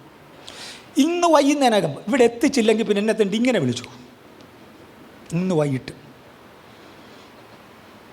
ഒരു 10 വൈകിട്ട് കഴിഞ്ഞ് അങ്ങനെ ചോദിക്കുമ്പം, ഏത് അതോ ഞാൻ തരുമെന്ന് നിങ്ങളതിനകത്ത് തിരിഞ്ഞു. നിങ്ങളുടെ വാക്ക് ഉവ്വ ഉവ്വ എന്നും ഇല്ല ഇല്ല എന്നും ഇരിക്കട്ടെ, ഇതിലധികമായത് പിന്മാറ്റക്കാരനിൽ നിന്ന് വരുമെന്നല്ല, ദുഷ്ടനിൽ നിന്ന് വരുന്നു. ആ വാക്ക് മറക്കരുത്, ദുഷ്ടനിൽ നിന്ന് വരുന്നു. നമ്മളെ റൈറ്റായിട്ട് പറയുവാൻ കർത്താവ് കൃപ ചെയ്യട്ടെ. നമുക്കിവിടെ ഒരു സഹോദരൻ ഉണ്ടായിരുന്നു. ഇന്ന് ഞാൻ അദ്ദേഹത്തെ കണ്ടില്ല. ഇടയ്ക്കിടയ്ക്ക് വരാറുണ്ട്, കൂടെ വരാറുണ്ട്. അദ്ദേഹത്തിനും പ്രായമായി, എല്ലാ ഞായറാഴ്ചയും വരുന്നില്ല. എന്നോട് ഒരിക്കലും അദ്ദേഹം കുറേ വർഷങ്ങൾക്ക് മുമ്പ് പറഞ്ഞു, പാസ്റ്ററെ, പള്ളിയിൽ നിന്ന് ദൈവത്തെ ഓർത്താർക്കും കടം കൊടുക്കരുത്. അന്ന് നമ്മുടെ പള്ളി ഇതിൻ്റെ 4-1 പോലും ഇല്ല. പള്ളിയിൽ നിന്ന് ദൈവത്തെ ഓർത്താർക്കും കടം കൊടുക്കരുത്. കാര്യം കിട്ടാവുന്നതിൻ്റെ പരമാവധി ഇവിടെ നിന്ന് വാങ്ങിച്ച് കഴിഞ്ഞേച്ച് അടുത്ത ചർച്ച് പോയി വാങ്ങിയിട്ട് തുടങ്ങും. കടം കൊടുത്തില്ലേ കുറഞ്ഞ വർഷം ആളിവിടെ വരുമല്ലോ. തിരിച്ചു തരാനല്ല വാങ്ങുന്നത്. ന്യായവിധി ദൈവഗ്രഹത്തിൽ ആരംഭിപ്പാൻ സമയമായി. ഞാനിപ്പോൾ പറയുന്ന ആശയങ്ങളുടെ ഗൗരവം എടുത്തോണം. യേശുവിൻ്റെ പദങ്ങളിലാണ് ഞാൻ നിൽക്കുന്നത്. ഇപ്പോഴ് ഇതിലധികമായത് ദുഷ്ടനിൽ നിന്ന് വരുന്നു. ആ കൂട്ടത്തിൽ നമ്മെ കൗണ്ട് ചെയ്യാതിരിക്കുവാൻ നമുക്ക് ശ്രദ്ധിക്കാം. സഭയിൽ നടക്കേണ്ടത് എങ്ങനെയെന്ന് നാം അറിയണം. സഭയ്ക്കകത്ത് ഇടപെടുവാൻ, പെരുമാറുവാൻ നമുക്കൊരു ചട്ടമുണ്ടായിരിക്കണം, ഒരു മര്യാദ ഉണ്ടായിരിക്കണം. ഏട്ടാ, ഇയാൾ ഈ അസുഖത്തിൽ തട്ടിപ്പോവെന്ന് കരുതിയിട്ട് തിരിച്ചു വന്ന് ഇതൊക്കെയാണോ പറയുന്നത്? ഇത് പറയാനല്ല തിരിച്ചു വന്നത്. എനിക്ക് കിട്ടിയതിൻ്റെ ബോണസ് ടൈമാണ്. ഞാൻ ദൈവത്തോട് ചോദിച്ചു വാങ്ങിച്ച ആയുസ് ദൈവസന്നിധിയിൽ യോഗ്യമായി ചെലവഴിച്ചു. കർത്താവിനോട് ഞാൻ പറഞ്ഞ, കർത്താവ് ഇനി എനിക്ക് തരികയാണെങ്കിൽ that is A bonus time. ഒരു പടി മേളിൽ കയറാൻ കർത്താവ് എനിക്ക് കൃപ തരണം, ഒരു പടി മേളിൽ പോകാൻ. നിങ്ങളുടെ മുമ്പിലാണ് ദൂതുകൾ ധാരാളമായി വന്നത്. ഒരുത്തനെ എരിയുന്ന ഒരു തീക്കൊള്ളിയെ തീയിൽ നിന്ന് വലിച്ചെടുത്ത് രക്ഷിക്കുവാൻ കഴിയുമെങ്കിൽ രക്ഷിക്കേണ്ടതിന് വേണ്ടിയാണ് ഇടപെടലുകൾ. ഇന്ത്യൻ സഭയുടെ മേൽ നിന്ന് ദൈവത്തിൻ്റെ പ്രൊട്ടക്റ്റീവ് ഹാൻഡ് മാറിക്കൊണ്ടിരിക്കവേ ഇന്ന് പകൽ ദൈവത്തിൻ്റെ നീതിയിൽ ജീവിച്ച് ആ പരിപാലനത്തിൽ തുടരുവാൻ, ബഥേലിന് ലഭിച്ചിരിക്കുന്ന അവകാശം കളയാതിരിക്കുവാൻ നമുക്ക് ഒരുമിച്ച് ദൈവസന്നിധിയിലേക്ക് വരാം. നമ്മെ ഒരു സമൂഹമായാണ് ദൈവം കാണുന്നത്, നമ്മെ ഒരു സമൂഹമായിട്ടാണ് ദൈവം കാണുന്നത്. 1-2 വാക്കുകളിലൂടെ ഞാൻ പറഞ്ഞോട്ടെ, എന്നോട് ക്ഷമിക്കണം. ഹബക്കൂക്കിൻ്റെ പ്രവചനം 2-ാം അധ്യായത്തിൻ്റെ 11-ാമത്തെ വാക്യം, ദൈവിക ന്യായവിധിയിൽ സാക്ഷ്യപ്പെടുത്തുവാൻ ഇറങ്ങി വരുന്നവരെ കുറിച്ച് വരുന്ന ആഴ്ചയിലോ അതിൻ്റെ പിന്നത്തെ ആഴ്ചയിലോ ഞാൻ വെള്ളസിംഹാസന ന്യായവിധിയെ ഒന്നുകൂടെ എടുക്കും. കഴിഞ്ഞ 2-3 പ്രാവശ്യം എടുക്കാൻ ആഗ്രഹിച്ചു, ഒത്തില്ല, പ്രോപ്പർലി എടുക്കാൻ സാധിച്ചില്ല. കഴിഞ്ഞ ആഴ്ച ശ്രമിച്ചു, പക്ഷെ അവിടെ വരെ എടുത്താൻ സമയം കിട്ടിയില്ല. അതുകൊണ്ട് ഒന്നുകൂടെ പ്രിപ്പയർ ചെയ്തുകൊണ്ട് ഞാൻ അവിടെ വരും. അന്ന് ഒന്നുകൂടെ തൊട്ടേക്കും. ഇപ്പോഴൊന്നെടുക്കാം. ഹോശയ്യായുടെ പുസ്തകം 2:11. ഹബക്കൂക്ക് 2:11.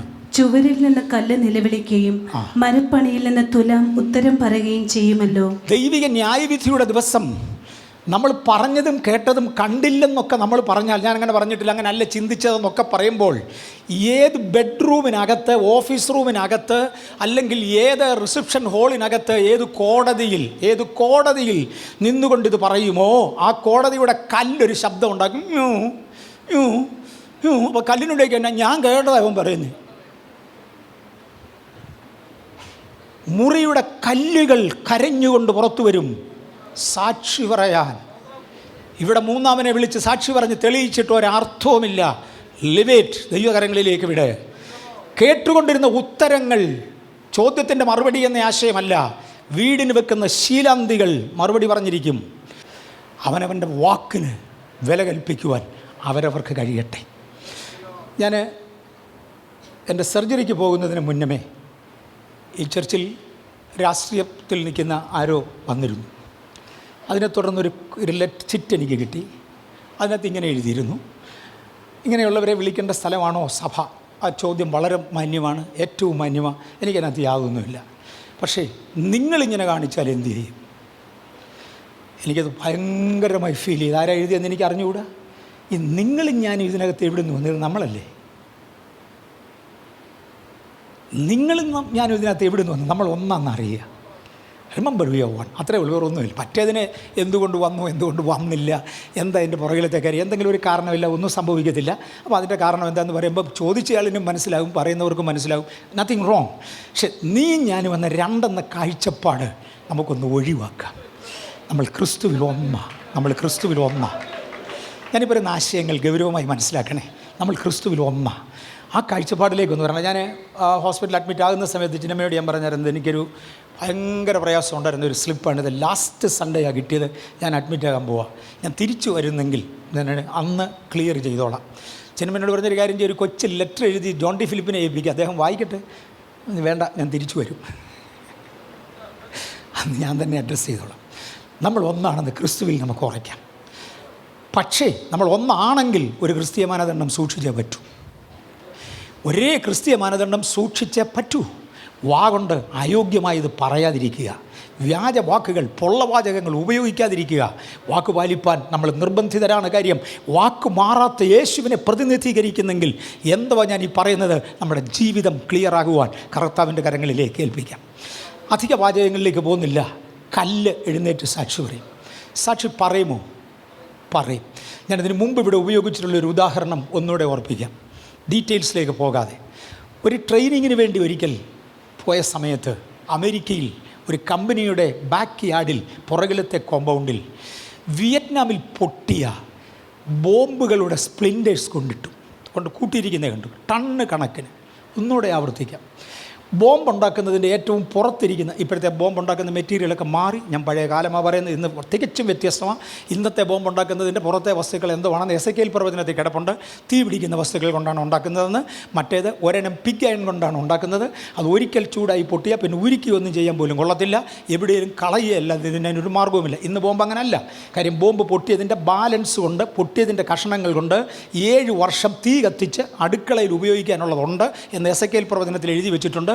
ഇപ്പോഴാണ് പിടി കിട്ടുന്ന ഇക്കാര്യമാണ് എസെക്കിയേൽ എഴുതിയതെന്ന്, ഈ മെറ്റീരിയലൊക്കെ മാറിയത്. ഓക്കെ, ആ മുമ്പേ ഞാൻ പറഞ്ഞ അയൺ മെറ്റൽ പീസ് ഒരു ബാക്ക് യാർഡിൽ കൊണ്ട് ടണ്ണ് കണക്കിന് കൂട്ടിയിരിക്കുക.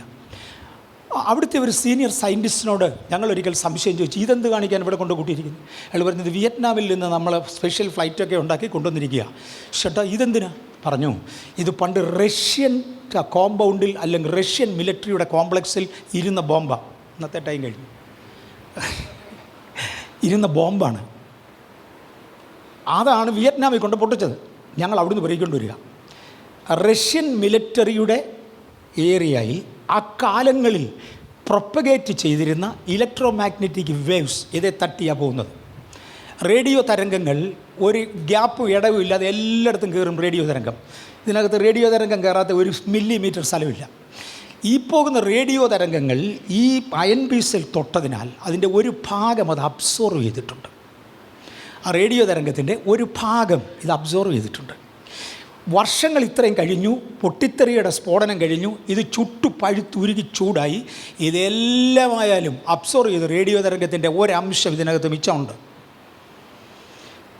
പ്രത്യേക ടെമ്പറേച്ചറിൽ പ്രത്യേക രാസവസ്തുക്കൾ ഉപയോഗിച്ച് ഞങ്ങളതിനെ പുറത്തെടുക്കുമ്പോൾ അവരുടെ മിലിറ്ററിയുടെ ഡെവലപ്മെൻറ്റ് എന്നാ ഉണ്ടെന്ന് ഞങ്ങളുടെ ഓസിലോസ്കോപ്പ് കാണിക്കും. അതിനേക്കാൾ നല്ലത് ഇവിടെ ഉണ്ടാക്കാൻ. പിടികിട്ടുന്നുണ്ടോ? ഈ കിടക്കുന്ന കൽത്തരികൾ റെക്കോർഡ് ചെയ്യുക, ഈ ഇരിക്കുന്ന ആസ്പെറ്റോ ഷീറ്റുകൾ റെക്കോർഡ് ചെയ്യുക,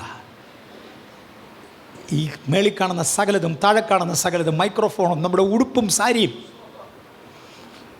വീടിൻ്റെ കല്ലും ഉത്തരവും മാത്രമല്ല, ധരിച്ചിരുന്ന വസ്ത്രങ്ങൾ എഴുന്നേറ്റിഞ്ഞു വരും. ദൈവം മുമ്പിൽ സാക്ഷ്യം വഹിക്കുവാൻ ഭയപ്പെടുവാൻ യോഗ്യനും മാന്യനും കരുതുന്നവനുമായ ഒരു ദൈവത്തെയാണ് നാം ആരാധിക്കുന്നത്. ഞാൻ പതുക്കെ തിരിയാൻ ആഗ്രഹിക്കുന്നു. ഇവിടം വരെ വന്നു പോയല്ലോ. Nothing doing right about turn. ഞാൻ പതുക്കെ നിന്നാലോചിച്ച് ഒത്ത തിരിയുമെന്നല്ല, റൈറ്റ് അബൌട്ട് ടേൺ, ഒരൊറ്റ തിരിച്ചിൽ. കർത്താവേ, പാപത്തിൻ്റെ ആ നാശവഴിയിൽ നിന്ന് ഞാനിതാ തിരിഞ്ഞു, ഇന്നു മുതൽ ഞാൻ ആ വഴിയിലില്ല, എന്നെ സഹായിക്കണമേ എന്ന് പറയുവാൻ ഇന്ന് പകൽ ചിലർ മടങ്ങി വരുമോ? ദൈവത്തിൻ്റെ കൃപയും കരവും അവരുടെ മേലിരിക്കട്ടെ. ഞാൻ പറഞ്ഞല്ലോ, ഇന്ന് ഞാൻ സംസാരിക്കുന്നില്ല, സമയം എടുക്കത്തില്ല എന്ന് ഞാൻ സുനിലിനോട് പറഞ്ഞിരുന്നു. സുനിൽ പാസ്റ്ററോട് ഞാൻ പറഞ്ഞിരുന്നു. ഇന്നലെ വൈകുന്നേരത്തെ ഞാൻ അവനോട് പറഞ്ഞു, ഞാൻ വരത്തില്ല, ഞാൻ എടുക്കത്തില്ല. പക്ഷേ ഇന്ന് വെളുപ്പിനെ ഒരു 5 മണിയോടുകൂടെ പെട്ടെന്ന് ഈ ഒരു കാര്യം ഇടപെടുവാൻ പരിശുദ്ധാത്മാവ് അവനോട് ആവശ്യപ്പെട്ടതിനാൽ, ചിലതും കൂടെ സ്വർഗത്തിലെത്തേണ്ടതിന്, പലതിനെ പോലെ നാശത്തിൽ പോകാതിരിക്കേണ്ടതിന് ദൈവകരങ്ങളിലേക്ക് ഏൽപ്പിച്ചുകൊണ്ട് ഞാനിത് ഓർപ്പിച്ചുകൊണ്ട് വരികയാണ്. യേശു പല കാര്യങ്ങൾ പറഞ്ഞു. ഏതായാലും സമയം ആയ സ്ഥിതിക്ക് ഞാൻ 1-2 കാര്യങ്ങളൂടെ തൊട്ടോട്ടെ. Still another 10 minutes, not more. തൊട്ടിട്ട് അങ്ങ് നിർത്തിക്കോട്ടെ. അന്യോന്യമുള്ള ഇടപെടലുകൾ, കൊടുക്കവാങ്ങലുകൾ, പരസ്പരം സ്നേഹിക്കുന്നത്, കീഴ്വഴക്കങ്ങൾ, സഭയിലെ ആരാധനയെ അഗണ്യമായി കരുതാതെ, നിന്ദ്യമായി കരുതാതെ, അതിനെ ഏറ്റവും ബഹുമാനത്തോടെ കരുതുന്നത്, ഇതെല്ലാം പ്രധാനപ്പെട്ട കാര്യമാണ്.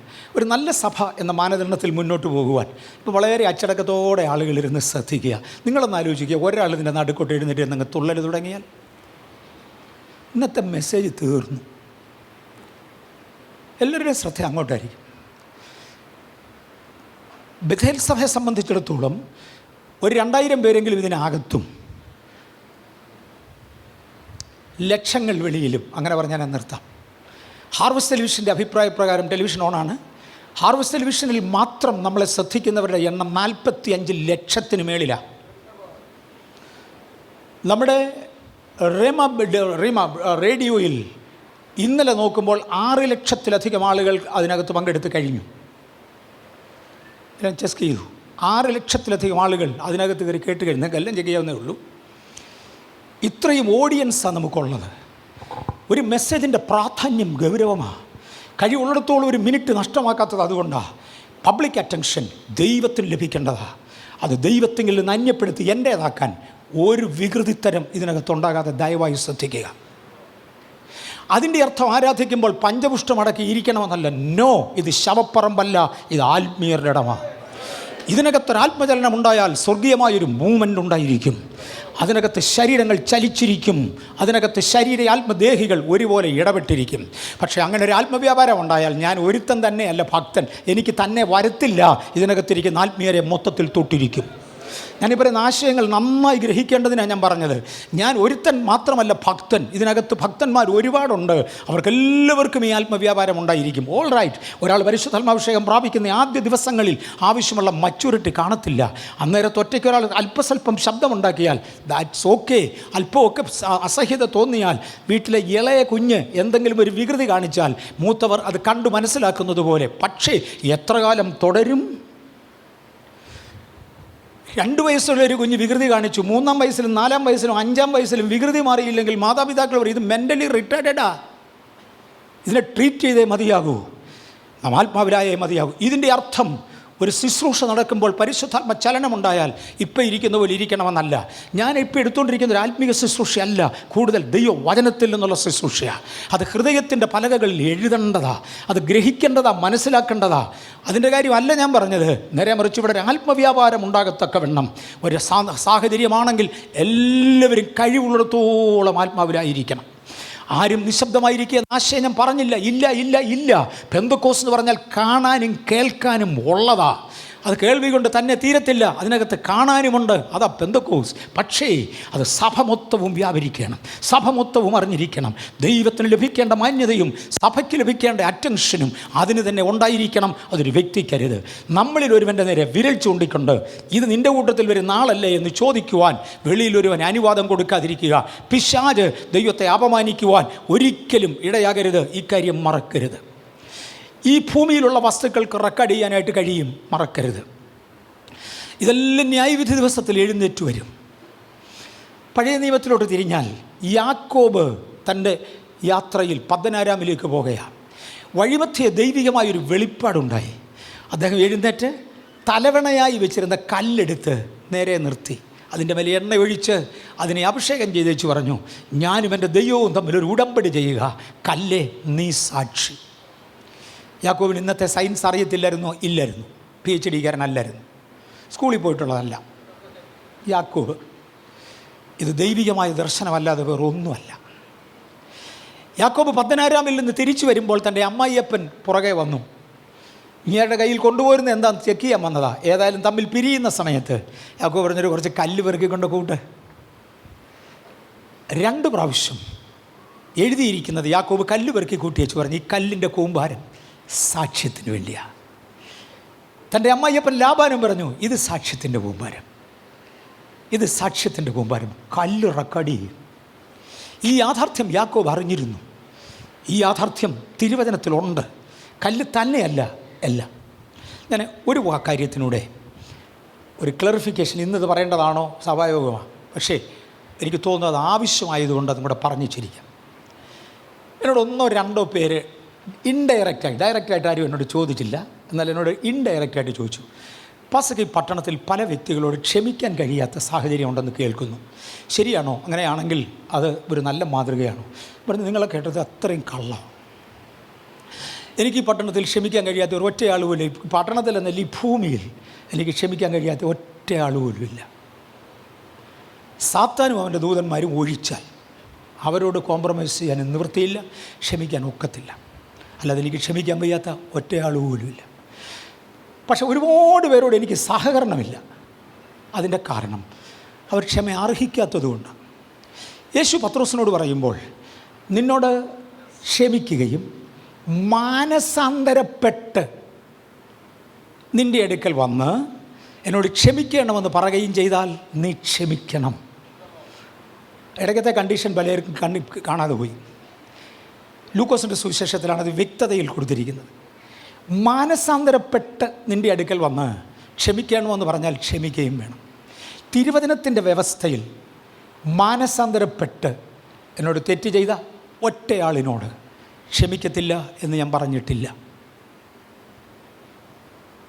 തിരുവചനപ്രകാരം മാനസാന്തരപ്പെട്ട് എൻ്റെ അടുക്കൽ നിന്ന് ഒരാൾ ഒരു 10 രൂപ വാങ്ങിച്ചെന്നിരിക്കട്ടെ, ഇന്ന് വൈകിട്ട് തരാമെന്നാണ് പറഞ്ഞ്. ഒരു 10 വൈകിട്ട് കഴിഞ്ഞപ്പം പറഞ്ഞ അന്നത്തെ ബ്രദറെ തരാം ഞാനിപ്പം പാസ്റ്റർ അടുക്കലോട്ട് എന്നോട് ക്ഷമിക്കണം പാസ്റ്ററെ, എനിക്ക് അടുത്തൊരു 10 രൂപയും കൂടെ വേണം. രണ്ടും കൂടെ ഒരുമിച്ച് ഇന്ന് വൈകിട്ട് തരികയില്ലെന്ന് എനിക്കറിയാം. എന്നാലും അദ്ദേഹത്തിൻ്റെ ആവശ്യം വലുതായതുകൊണ്ട് ഞാൻ കൊടുത്തു. പിന്നെ ഒരു മാസത്തേക്ക് കണ്ടില്ല. അത് കഴിഞ്ഞപ്പോൾ പിന്നെ എന്നെ എടുക്കുന്നു, പക്ഷേ ക്ഷമിക്കണം കേട്ടോ, ഞാൻ 3 കൂടെ ഒന്നിച്ച് തന്നേക്കാം, അടുത്ത 10 കൂടെ. ഞാൻ പറഞ്ഞു വേണ്ട ബ്രദർ. കാര്യം തിരുവചനത്തിൻ്റെ വ്യവസ്ഥയിൽ മാനസാന്തരപ്പെട്ടതല്ല, കളിപ്പിക്കാൻ വരുന്നതിനോട് ക്ഷമിക്കാൻ ബൈബിളിലൊരു പ്രമാണമില്ല, അത് മറക്കല്ലേ. അത് ശുദ്ധ കളിപ്പീര. തിരുവചനത്തിൻ്റെ വ്യവസ്ഥ പ്രകാരം മാനസാന്തരപ്പെടുക എന്ന് പറഞ്ഞാൽ, 1 ഹൃദയത്തിൻ്റെ അകത്തെ തെറ്റ് ബോധ്യപ്പെടുക, 2 വാങ്ങിയതിൻ്റെ 4 ഇരട്ടി തിരിച്ചു കൊടുക്കുക. ഇതാദ്യമായിരിക്കും പലരും കേൾക്കുന്നത്. നിങ്ങളിൽ ഒരുവൻ ആടിനെ മോഷ്ടിച്ചാൽ 4 ആടിനെ തിരിച്ചു കൊടുത്തില്ലേ അവനെ കൊന്നേക്കാനാണ് പറഞ്ഞത് പഴയ നിയമം. പുതിയ നിയമത്തിൽ സക്കായി മാനസാന്തരപ്പെട്ടു. ഇങ്ങോട്ട് ഇറങ്ങി വെച്ച് പറഞ്ഞ് വല്ലവനെയും കളിപ്പിച്ച് വാങ്ങിച്ചത് 4 ഇരട്ടി തിരിച്ചു കൊടുത്തേക്കാം. അതാ മാനസാന്തരം. 2 സഭകൾ തമ്മിൽ ഐക്യതയിലല്ല. അതിലെ ഇളയാൾ പുതിയ സഭ ഉണ്ടാക്കിയ ആളാണ്. എൻ്റെ അടുക്ക വന്നേച്ച് പറഞ്ഞു, ഞങ്ങളുടെ വലിയ ആൾ ഈ ബാംഗ്ലൂരിൽ തന്നെയാണ്, വലിയ പാസ്റ്ററാണ്, എന്നെ കണ്ടാൽ മിണ്ടുകല കൈതരികയില്ല, അങ്ങനെയാണ് ഇങ്ങനെയാണ്, അതുകൊണ്ട് പാസ്റ്റേ നിങ്ങൾ ഈ പട്ടണത്തിൽ തന്നെ ആളെ ഒന്നിടപെടണം, എനിക്ക് അദ്ദേഹത്തോട് എങ്ങനെയെങ്കിലും നിരന്നു പോകാൻ ഭയങ്കര താല്പര്യമാണ്. ഞാൻ പറഞ്ഞു ഞാൻ നിശ്ചയമായിട്ട് എന്നെ കൊണ്ട് നോക്കുന്നത് ചെയ്യാൻ വിളിക്കാം. ഞാൻ ആ വലിയ പാസ്റ്ററെ വിളിച്ചു. ഞാൻ പറഞ്ഞു ഇങ്ങനൊരു കേസ് എൻ്റെ അടുത്ത് കിട്ടി, പാസ്റ്റർ എന്തെങ്കിലും ഇതിന് ചെയ്യാനൊക്കെ. ഇതെന്നെ കേൾക്കുന്ന 10,000-കൾക്ക് പ്രയോജനപ്പെടാനായിട്ടാണ് പറയുന്നത്, ഇതിനകത്തും പുറത്തും എന്തെങ്കിലും ചെയ്യാനൊക്കെ. അദ്ദേഹം പറഞ്ഞു അയ്യോ എന്ത് ചെയ്യാനും ഞാൻ തയ്യാറാണ്. ഞാൻ പറഞ്ഞു ഇങ്ങനെ അത് പാസ്റ്ററെ എനിക്ക് ആകെപ്പാടെ 60-70 പേരാണ് ഉണ്ടായിരുന്നു. ഭൂമിയിൽ സംഭവിച്ചിട്ടില്ലാത്ത വ്യാജ പ്രസ്താവനകൾ എന്നെക്കുറിച്ച് ഈ പുള്ളി പറഞ്ഞുണ്ടാക്കി. ചർച്ചിലുണ്ടായിരുന്നവർ ഒരു 10-20 കൂട്ടമായിട്ടങ്ങ് പിരിഞ്ഞു. 70 എണ്ണം ഒരു 10-20 ഗ്രൂപ്പായിട്ടങ്ങ് പിരിഞ്ഞു. ഇതിൽ 2-3 ഗ്രൂപ്പിനെ അവന് കിട്ടി, എനിക്ക് ഒരു ഗ്രൂപ്പിനെ കിട്ടി. എന്ന് പറഞ്ഞാൽ 5 പേര് എൻ്റെ കൂടെ ഉണ്ട്, ബാക്കി മൊത്തം അവൻ കൊണ്ടുപോയി. അവൻ്റെ കൂടെ കുറച്ചേ ഉള്ളൂ. എൻ്റെ 70 പേരെ കഴിഞ്ഞ് തന്നാൽ മതി. 74, 28, 280 പേരെ തരേണ്ടത് 4 ഇരട്ടി. 70 എണ്ണത്തെ കൊണ്ടുപോയെങ്കിൽ 70 ഗുണം 4 280 പേരെ തിരിച്ചു കിട്ടണം. അതാ ബൈബിൾ എഴുതിയിരിക്കുന്ന 4 ഇരട്ടി തിരിച്ചു കൊടുക്കണം.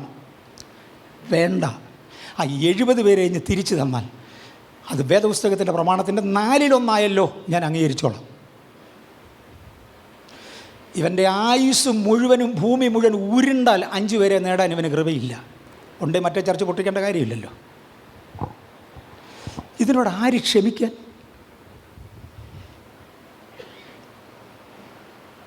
അടുത്ത വാചകങ്ങളിലേക്ക് എനിക്ക് പോകണമെന്ന് ആശയമുണ്ടെങ്കിലും പോകുന്നില്ല. പലപ്പോഴും നമ്മൾ നേരിടുന്ന മാനസിക സ്ഥിതികൾ വ്യത്യസ്തമാണ്. ഞാൻ ഇന്നലെ ഒരു സഹോദരനോട് പറഞ്ഞു, ഈ പള്ളിക്കകത്ത് എന്തെങ്കിലും ഒരു ചെറിയ പ്രശ്നം ഉണ്ടായെന്നിരിക്കട്ടെ, നിങ്ങളൊരു 15 പേര് കൂടി എന്നെ പിടിച്ചിട്ടങ്ങ് തല്ലിയാൽ എനിക്കൊരു മനപ്രയാസം ഉണ്ടാകും, നിശ്ചയമായിട്ടും ഉണ്ടാകും. എൻ്റെ ദൈവം ഇവരെന്നോട് ഇത് ചെയ്തല്ലോ എന്ന്.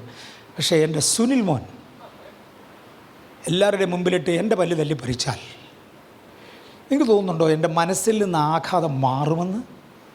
ഇല്ല. ഞാൻ ചർച്ചിനൊരു ഫാദർ ഫിഗറായിരിക്കും എൻ്റെ ദൈവം കൃപ ചെയ്തു. യേശു ചോദിച്ചൊരു ചോദ്യം മാത്രമേ ഓർമ്മയുള്ളൂ, പച്ചമരത്തോട് ഇങ്ങനെ ചെയ്താൽ ഉണങ്ങിയതിനോട് എന്തോ ആയിരിക്കും. ഒരു ഫാദർ ഫിഗർ എന്നതിൽ എല്ലാ അർത്ഥവും ഞാൻ ഒരുപോലെ മീൻ ചെയ്യുന്നു. സുവിശേഷം കേട്ടിട്ടില്ലാത്തവരോട് സുവിശേഷം പറഞ്ഞ് സ്നാനപ്പെടുത്തി, ആഹാരമില്ലാത്തവന് ഒരു നേരമെങ്കിലും ആഹാരം വാങ്ങിച്ചു കൊടുത്ത്, ഒരു ഗുണദോഷം പറയണമെങ്കിൽ അവരെ വിളിച്ചുകൊണ്ട് ഗംഗാ ബേക്കറി പോയി, ഗംഗാനഗറിലായിരുന്നു നമ്മുടെ ചർച്ച്, ഒരു പപ്സെങ്കിലും വാങ്ങിച്ചു കൊടുത്ത് അദ്ദേഹം അത് തിന്നുന്ന നേരത്ത് ഒരു ഗുണദോഷം പറഞ്ഞ് ഞാൻ പോകുന്നിടത്ത് കൺവെൻഷൻ എനിക്ക് കിട്ടിയ സ്റ്റേജ് അവരുമായി പങ്കുവെച്ച്, എനിക്ക് കൺവെൻഷൻ സ്റ്റേജുകൾ പലതും നഷ്ടപ്പെടാൻ കാര്യം ഇവിടുന്ന് കൊണ്ടുവന്ന് പിള്ളേർക്ക് കൊടുത്തതുകൊണ്ടാണ്. MA ബ്രീസിനെ മീറ്റിങ്ങിന് വിളിക്കൂടി പ്രസംഗിക്കുന്ന കാക്കോളി പിള്ളേരാണ്. വളർന്നു വന്നത് ഒരു ദിവസം കൂട്ടം കൂടി തല്ലുക എന്ന് പറഞ്ഞാൽ ദാറ്റ്സ് ഒരു ലെവൽ മേളിൽ. നിങ്ങൾക്കിത് മനസ്സിലായി കാണും. ഞാൻ യേശുവിൻ്റെ അടുക്കൽ എന്ന് പറഞ്ഞ് നീ ഇരിക്കട്ടെ, യേശുവേ ആ യൂദ ഉണ്ടല്ലോ, നീ ജനിക്കാതെ ഇരുന്നെങ്കിൽ നന്നായിരുന്നുവെന്ന് അങ്ങ് പറഞ്ഞേച്ചു പോയതൊക്കെ സത്യം. പക്ഷേ എന്നെ ഭയങ്കരനാണെന്നറിയാവോ, യേശു ആരോടും ബന്ധമില്ലാതെ ഇങ്ങനെ ഒറ്റ തിരിഞ്ഞ് നടന്നപ്പം ന്യായശാസ്ത്രിമാരോടും പുരോഹിതന്മാരോടും ബന്ധം സൂക്ഷിച്ചവൻ അവനാ. നമ്മുടെ അക്കൗണ്ട്സ് മൊത്തം മെയിൻറ്റെയിൻ ചെയ്തതാണ്. ഇവിടുത്തെ ഭയങ്കരന്മാരിൽ ഒരുവനാ. അങ്ങ് നിരന്നു പോകുന്നേ.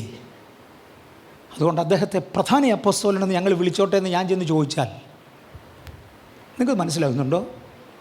അങ്ങനെ ക്ഷമ അതിനുൾപ്പെടുന്നതല്ല. ക്ഷമ മാനസാന്തരപ്പെടുന്നവനാണ്. നമുക്കൊരു തീരുമാനമെടുക്കാം. ഞാൻ എൻ്റെ ആത്മാർത്ഥത അടിത്തട്ടിൽ നിന്ന് ഒരു പ്രാവശ്യം കൂടെ പറയാം. ദൈവവചനപ്രകാരം ക്ഷമിക്കപ്പെടുവാൻ കഴിയാത്ത ഒന്നും എൻ്റെ ജീവിതത്തിലില്ല. ഈ പട്ടണത്തിലല്ല, ഭൂമിയുടെ ഏതു ഭാഗത്തും എനിക്ക് ക്ഷമിക്കാൻ വയ്യാത്ത ഒരൊറ്റ വ്യക്തി പോലും ഇല്ല. അത്രയും ഒരു ഹൃദയം കർത്താവ് തന്നതുകൊണ്ട് സ്തോത്രം. പക്ഷെ തിരുവചനത്തിൻ്റെ പ്രമാണത്തിൽ നിൽക്കുന്നിടത്തോളം സമയം ഈ പ്രമാണത്തിന് വിരുദ്ധമാണെങ്കിൽ ക്ഷമിക്കാൻ ഒക്കത്തില്ല. കാര്യം യൂദായെ അപ്പോസ്തലനെന്ന് ഞാൻ വിളിക്കത്തില്ല. വേദപുസ്തകത്തിൽ ലേഖനം എഴുതിയ യൂദായുടെ കാര്യമല്ല ഞാൻ പറഞ്ഞ. ഈസ്കരിയത്ത യൂദ, അവനെ ഞാൻ അപ്പോസ്തലനെന്ന് വിളിക്കത്തില്ല. ഒരിക്കലും ലൂസിഫറിനെ പ്രധാന ദൂതനെന്നും വിളിക്കത്തില്ല. നമുക്ക് ദൈവസന്നിധിയിൽ നമ്മുടെ നടപ്പ് ക്രമീകരിക്കാം.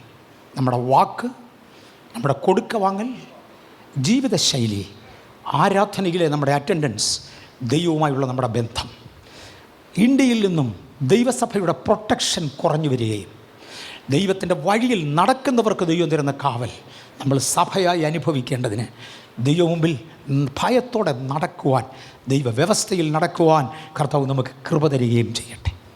ഒരു എബൌട്ട് ടേൺ തിരിയുവാൻ കർത്താവ് നമ്മെ സഹായിക്കട്ടെ. ഐ എം സോറി സുൽബാസിനോട് 10 പ്രാവശ്യം പറഞ്ഞ് കംപ്ലീറ്റ് ടൈം എടുക്കാൻ. ഒടി ഞാൻ എടുത്തു.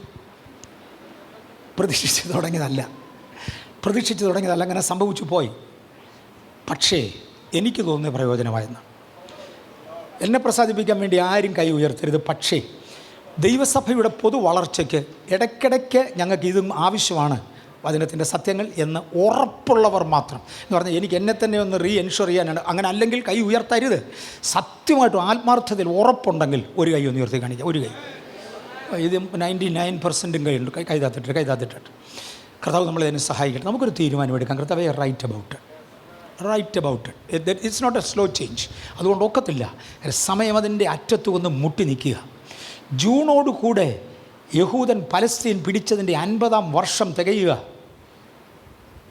10 ദിവസത്തേക്ക് താഴെ ഉള്ളെന്ന് തോന്നുന്നു സമയം. 50-ാം വർഷം ഈ ജൂണിൽ തികയുകയാണ്. There can be any movement, any change. നമ്മളിതിന് തയ്യാറായിരുന്നേ മതിയാകൂ. യുദ്ധം അതിൻ്റെ അങ്ങേ അറ്റത്ത് വന്ന് നിൽക്കുക. എപ്പോഴ് എന്ത് സംഭവിക്കുമെന്ന് ആർക്കും പറയാൻ അറിയാൻ വയ്യ. ഈ ഗ്രഹപ്പഴകൾ ഇവിടെ നടക്കുന്നതിൻ്റെ ഇടയിൽ നിത്യതയിൽ നിന്ന് കാഹളം ധ്വനിക്കും. മരിച്ച വിശുദ്ധന്മാർ അക്ഷയരായി ഉയർക്കും. ഇവിടെ തുടരേണ്ടവർ ഇവിടെ തന്നെ തുടരും. ഒരിക്കലും നമ്മുടെ ചർച്ചിൻ്റെ ബിൽഡിങ് ഗംഗാനഗറിൽ പണിയുന്ന സമയത്ത് ഒരാൾ വന്ന് ചുടു യേശു ഇപ്പം വരുമെന്ന് നിങ്ങൾ പ്രസംഗിച്ചിട്ട് ഇത്രയും കോൺക്രീറ്റ് ബിൽഡിങ് പണിയണോ എന്ന് പറഞ്ഞു. ഒരു കുഴപ്പമില്ല, ഞങ്ങൾ പോകുമ്പോൾ ഇയാൾ വന്ന് ആരാധിക്കും. പെർമിറ്റഡ്. 7 കൊല്ലം കഴിയുമ്പോൾ ഞങ്ങളിഞ്ഞ് തിരിച്ചു വരും. മധ്യാകാശത്തിൽ 7 വർഷമേ ഉള്ളൂ. അത് കഴിയുമ്പോൾ ഞങ്ങളിഞ്ഞ് തിരിച്ചു വരും. മാറിത്തരണം. ആ 7 വർഷം ഇത് നശിപ്പിക്കാതെ സൂക്ഷിച്ചോളൂ. ഏറ്റവും നല്ലത് പണിയുക, ഏറ്റവും നല്ല ഭാവിക്ക് വേണ്ടി നോക്കുക. ഇതിനിടയിൽ സഭ ഇവിടുന്ന് മാറ്റപ്പെടും. അതെന്നു പറയാൻ ആർക്കും അറിയാൻ വയ്യ. നിങ്ങൾ പാമ്പിനെ പോലെ ബുദ്ധിയുള്ളവരും പ്രാവിനെ പോലെ കളങ്കമില്ലാത്തവരുമായിരിക്കണം. അങ്ങോട്ടും ഇങ്ങോട്ടും കടം വാങ്ങിക്കരുത്. ഒരു കാരണവശാലും കടം കൊടുക്കരുത്. കാര്യം പാസ്റ്റർ തിരിച്ചു കിട്ടിയില്ലെന്ന് പറഞ്ഞ് പിന്നിങ്ങ് വരും. തിരിച്ചു തരാനുള്ളവർ നിങ്ങളോട് ചോദിക്കത്തില്ല, കളിപ്പിക്കാൻ വരുന്നവരാണ് ചോദിക്കുന്നത്. അത്രയും തിരിച്ചറിയുക. ദൈവത്തിന് വേണ്ടി ജീവിക്കുക. ഉണ്ടെങ്കിൽ കർത്താവിനോട്. ഇവിടെ വിസിറ്റിങ്ങിന് വരുന്ന പാസ്റ്റേഴ്സ് ഒന്നുമല്ല, ചുമ്മാ ഇങ്ങനെ വരുന്നവർ, വിസിറ്റിങ്ങിന് വേണ്ടി വരുന്നവർ പലരുടെ അടുക്കലും കഥ പറഞ്ഞ് നിങ്ങളുടെ സ്തോത്ര കാഴ്ചയോ നിങ്ങളുടെ വരുമാനത്തിൻ്റെ ഒരു ഭാഗമോ അവർക്ക് പ്ലെഡ്ജ് ചെയ്ത് പോകുന്നതൊക്കെ ഓർമ്മയുണ്ട്. ഒരിക്കൽ ഒരു സഹോദരൻ എന്നെ അദ്ദേഹത്തിൻ്റെ വീട്ടിൽ വിളിച്ച് എന്നോട് പറഞ്ഞു, ചർച്ചിന് ഒരു നല്ല ചെക്ക് തരണമെന്ന് എനിക്ക് ആശയമുണ്ടായിരുന്നു. ഞാൻ അതിനുള്ള പൈസ വെച്ചുകൊണ്ടിരുന്നു. ഒരു അബദ്ധം പറ്റി പാസ്റ്ററെ. അന്നേരത്തെ വേറൊരു പാസ്റ്റർക്ക് ഒരു എമൗണ്ട് കൊടുക്കണമെന്ന് തോന്നിയത്. ഞാൻ അതിൽ 100 എന്ന് എഴുതി. എന്നിട്ട് എനിക്ക് തരാൻ എഴുതിയ ചെക്കയിൽ 100 എന്ന് എഴുതി. ചർച്ചിന് തരിക, എനിക്കല്ല, 100 എന്ന് എഴുതി. അന്നേരത്തെ എൻ്റെ മൂത്ത മോൻ എന്ന് പറഞ്ഞു, എൻ്റെ സൈഡിൽ നിന്ന് ഒരു 0 കൂടെ ചേർക്ക്. മറ്റേ ചെക്കയിൽ എൻ്റെ തേലല്ല, ഞാൻ അതിൽ 1 0 കൂടെ കിട്ടും. അപ്പോഴാണ് രണ്ടാമത്തെ മോൻ പറയുന്നത്, എൻ്റെ വകയിൽ 1 ചേർക്കണം. ഇത് 10,000 ആകാൻ പോവാ. അത് പുള്ളി ബഥേൽ ചർച്ചിൽ വെച്ചത്, ഇവിടുത്തെ മെമ്പറാണ്. ഇവിടെ മൊക്കയുടെ നിർബന്ധം സഹിക്കാൻ വയ്യായതുകൊണ്ട് ഞാനത് ഇട്ടുപോയി, അതൊക്കെ അങ്ങ് കൊടുത്തുപോയി. ഇനിയിപ്പോൾ ഇതാണ് എൻ്റെ ഉള്ളത്, ഇത് ചർച്ചിന് വെച്ചാട്ട് ഞാൻ പറഞ്ഞു വെച്ചേക്ക് ബ്രദറെ, അയക്ക് തന്നെ കൊടുത്തേക്ക്. ഇയാൾ 100 രൂപ ഇല്ലെങ്കിലും ബഥേൽ സുന്ദരമായിട്ട് കഴിയും. നമ്മൾ ഒരു ദിവസം കൊണ്ട് കൺവിൻസ് ചെയ്ത് let us not play fool. ഞാൻ പറയുന്ന ആശയങ്ങൾ മനസ്സിലായോ? പാമ്പിനെ പോലെ ബുദ്ധിയും പ്രാവിനെ പോലെ കളങ്കമില്ലായ്മയും നമ്മുടെ ജീവിതത്തിൽ ഉണ്ടാകട്ടെ. ഞാൻ 1 രൂപ മുടക്കുന്നെങ്കിൽ അത് വർത്താണോ എന്ന് ആലോചിക്കും. കൂടുതൽ വിശദീകരണത്തിന് ഇന്ന് പോകുന്നില്ല, ഇതൊരു ആരാധനയായതുകൊണ്ട്. ഒരു പ്രാവശ്യം കൊണ്ട് നമ്മുടെ തീരുമാനങ്ങളിൽ നടന്നു വരാം. ഇന്നു മുതൽ ഞാൻ ദൈവം പറയുന്ന പോലെ ജീവിക്കും. കൊടുത്തു തീർക്കേണ്ടത് കൊടുത്തു തീർക്കും. അനുഭവങ്ങളിലോട്ട് കയറിയാൽ തീരത്തില്ല. 2 പേര് തമ്മിൽ ട്രാൻസാക്ഷൻ നടക്കുമ്പോൾ കൊടുക്കട്ടെ എന്ന് എന്നോട് ഒരു അനുവാദം ചോദിച്ചു. കൊടുത്താട്ട് ബ്രദറെന്ന് പറഞ്ഞു. വാങ്ങിച്ചവൻ കളിപ്പിച്ചു. എൻ്റെ പോക്കറ്റിൽ നിന്ന് തിരിച്ചു കൊടുത്തിട്ടുണ്ട്. സുനിൽ പാസ്റ്ററുടെ, ഇന്നത്തെ സുനിൽ പാസ്റ്റർ, എൻ്റെ സുനിലിൻ്റെ ചെറുപ്പത്തിൽ ഈ അനുഭവം അവനും ഉണ്ടായിട്ടുണ്ട്. അന്ന് എനിക്ക് എത്ര വയസ്സുണ്ട് ആദ്യത്തെ നഷ്ടം വരുമ്പോൾ? 18 വയസ്സിൽ. 18 വയസ്സിൽ. അന്ന് വലിയ വിവരമൊന്നുമില്ല. 2 പേര് തമ്മിൽ ട്രാൻസാക്ഷൻ നടക്കുമ്പോൾ ആ നല്ല കാര്യമാണ് ചെയ്താട്ടെന്ന് പറഞ്ഞതേ ഉള്ളൂ, വേറൊന്നുമില്ല. വാങ്ങിച്ചവൻ കളിപ്പിക്കാനാണ് വാങ്ങിച്ച് കളിപ്പിച്ചു. കൊടുത്തയാൾ വന്ന് പറഞ്ഞു, നീ പറഞ്ഞിട്ട് കൊടുത്തെന്ന് പറഞ്ഞു. ഞങ്ങൾക്കൊന്നും അഫോർഡബിൾ എമൗണ്ട് അല്ല, അതിനേക്കാൾ മേളിലാണ്. പക്ഷെ കൃപയാൽ ലാസ്റ്റ് വയ്യും കൊടുത്തു തീർക്കുവാൻ കർത്താവ് കൃപ തന്നു. ഞാൻ പറയുന്നത് വിൽക്കേണ്ടത് വിൽക്കണം, പണയം വെക്കേണ്ടത് പണയം വെക്കണം, വാങ്ങിച്ചത് കൊടുക്കണം. ജീവിക്കുന്നെങ്കിൽ ക്രിസ്ത്യാനിയായി ജീവിക്കണം, ഒരു ദൈവവേദനായി ജീവിക്കണം. ഇന്ന് പകൽ ഒരു പുതിയ തീരുമാനമെടുക്കാം. You shall be enriched. നിങ്ങൾ ആരോടും കടം വാങ്ങിക്കേണ്ടി വരത്തില്ല. നിങ്ങൾ കടം കൊടുക്കുന്നവരായി മാറും. വായ്പ വാങ്ങത്തില്ല, വായ്പ കൊടുക്കുന്നവരായി മാറും. പക്ഷെ അതല്ല ആദ്യത്തെ പ്രമാണം. ഇതിനകത്തേതാ ആദ്യത്തെ പ്രമാണങ്ങൾ. നമുക്ക് അത് പാലിക്കാം. ദൈവത്തിൻ്റെ പ്രമാണത്തിലേക്ക് ദൈവം കൊണ്ടുവരും. കണ്ണുകളടയ്ക്കാം, ഒന്നുകൂടെ പ്രാർത്ഥിക്കാം. കർത്താവേ, ഇന്ന് തന്ന സമയത്തിനായി സ്തോത്രം.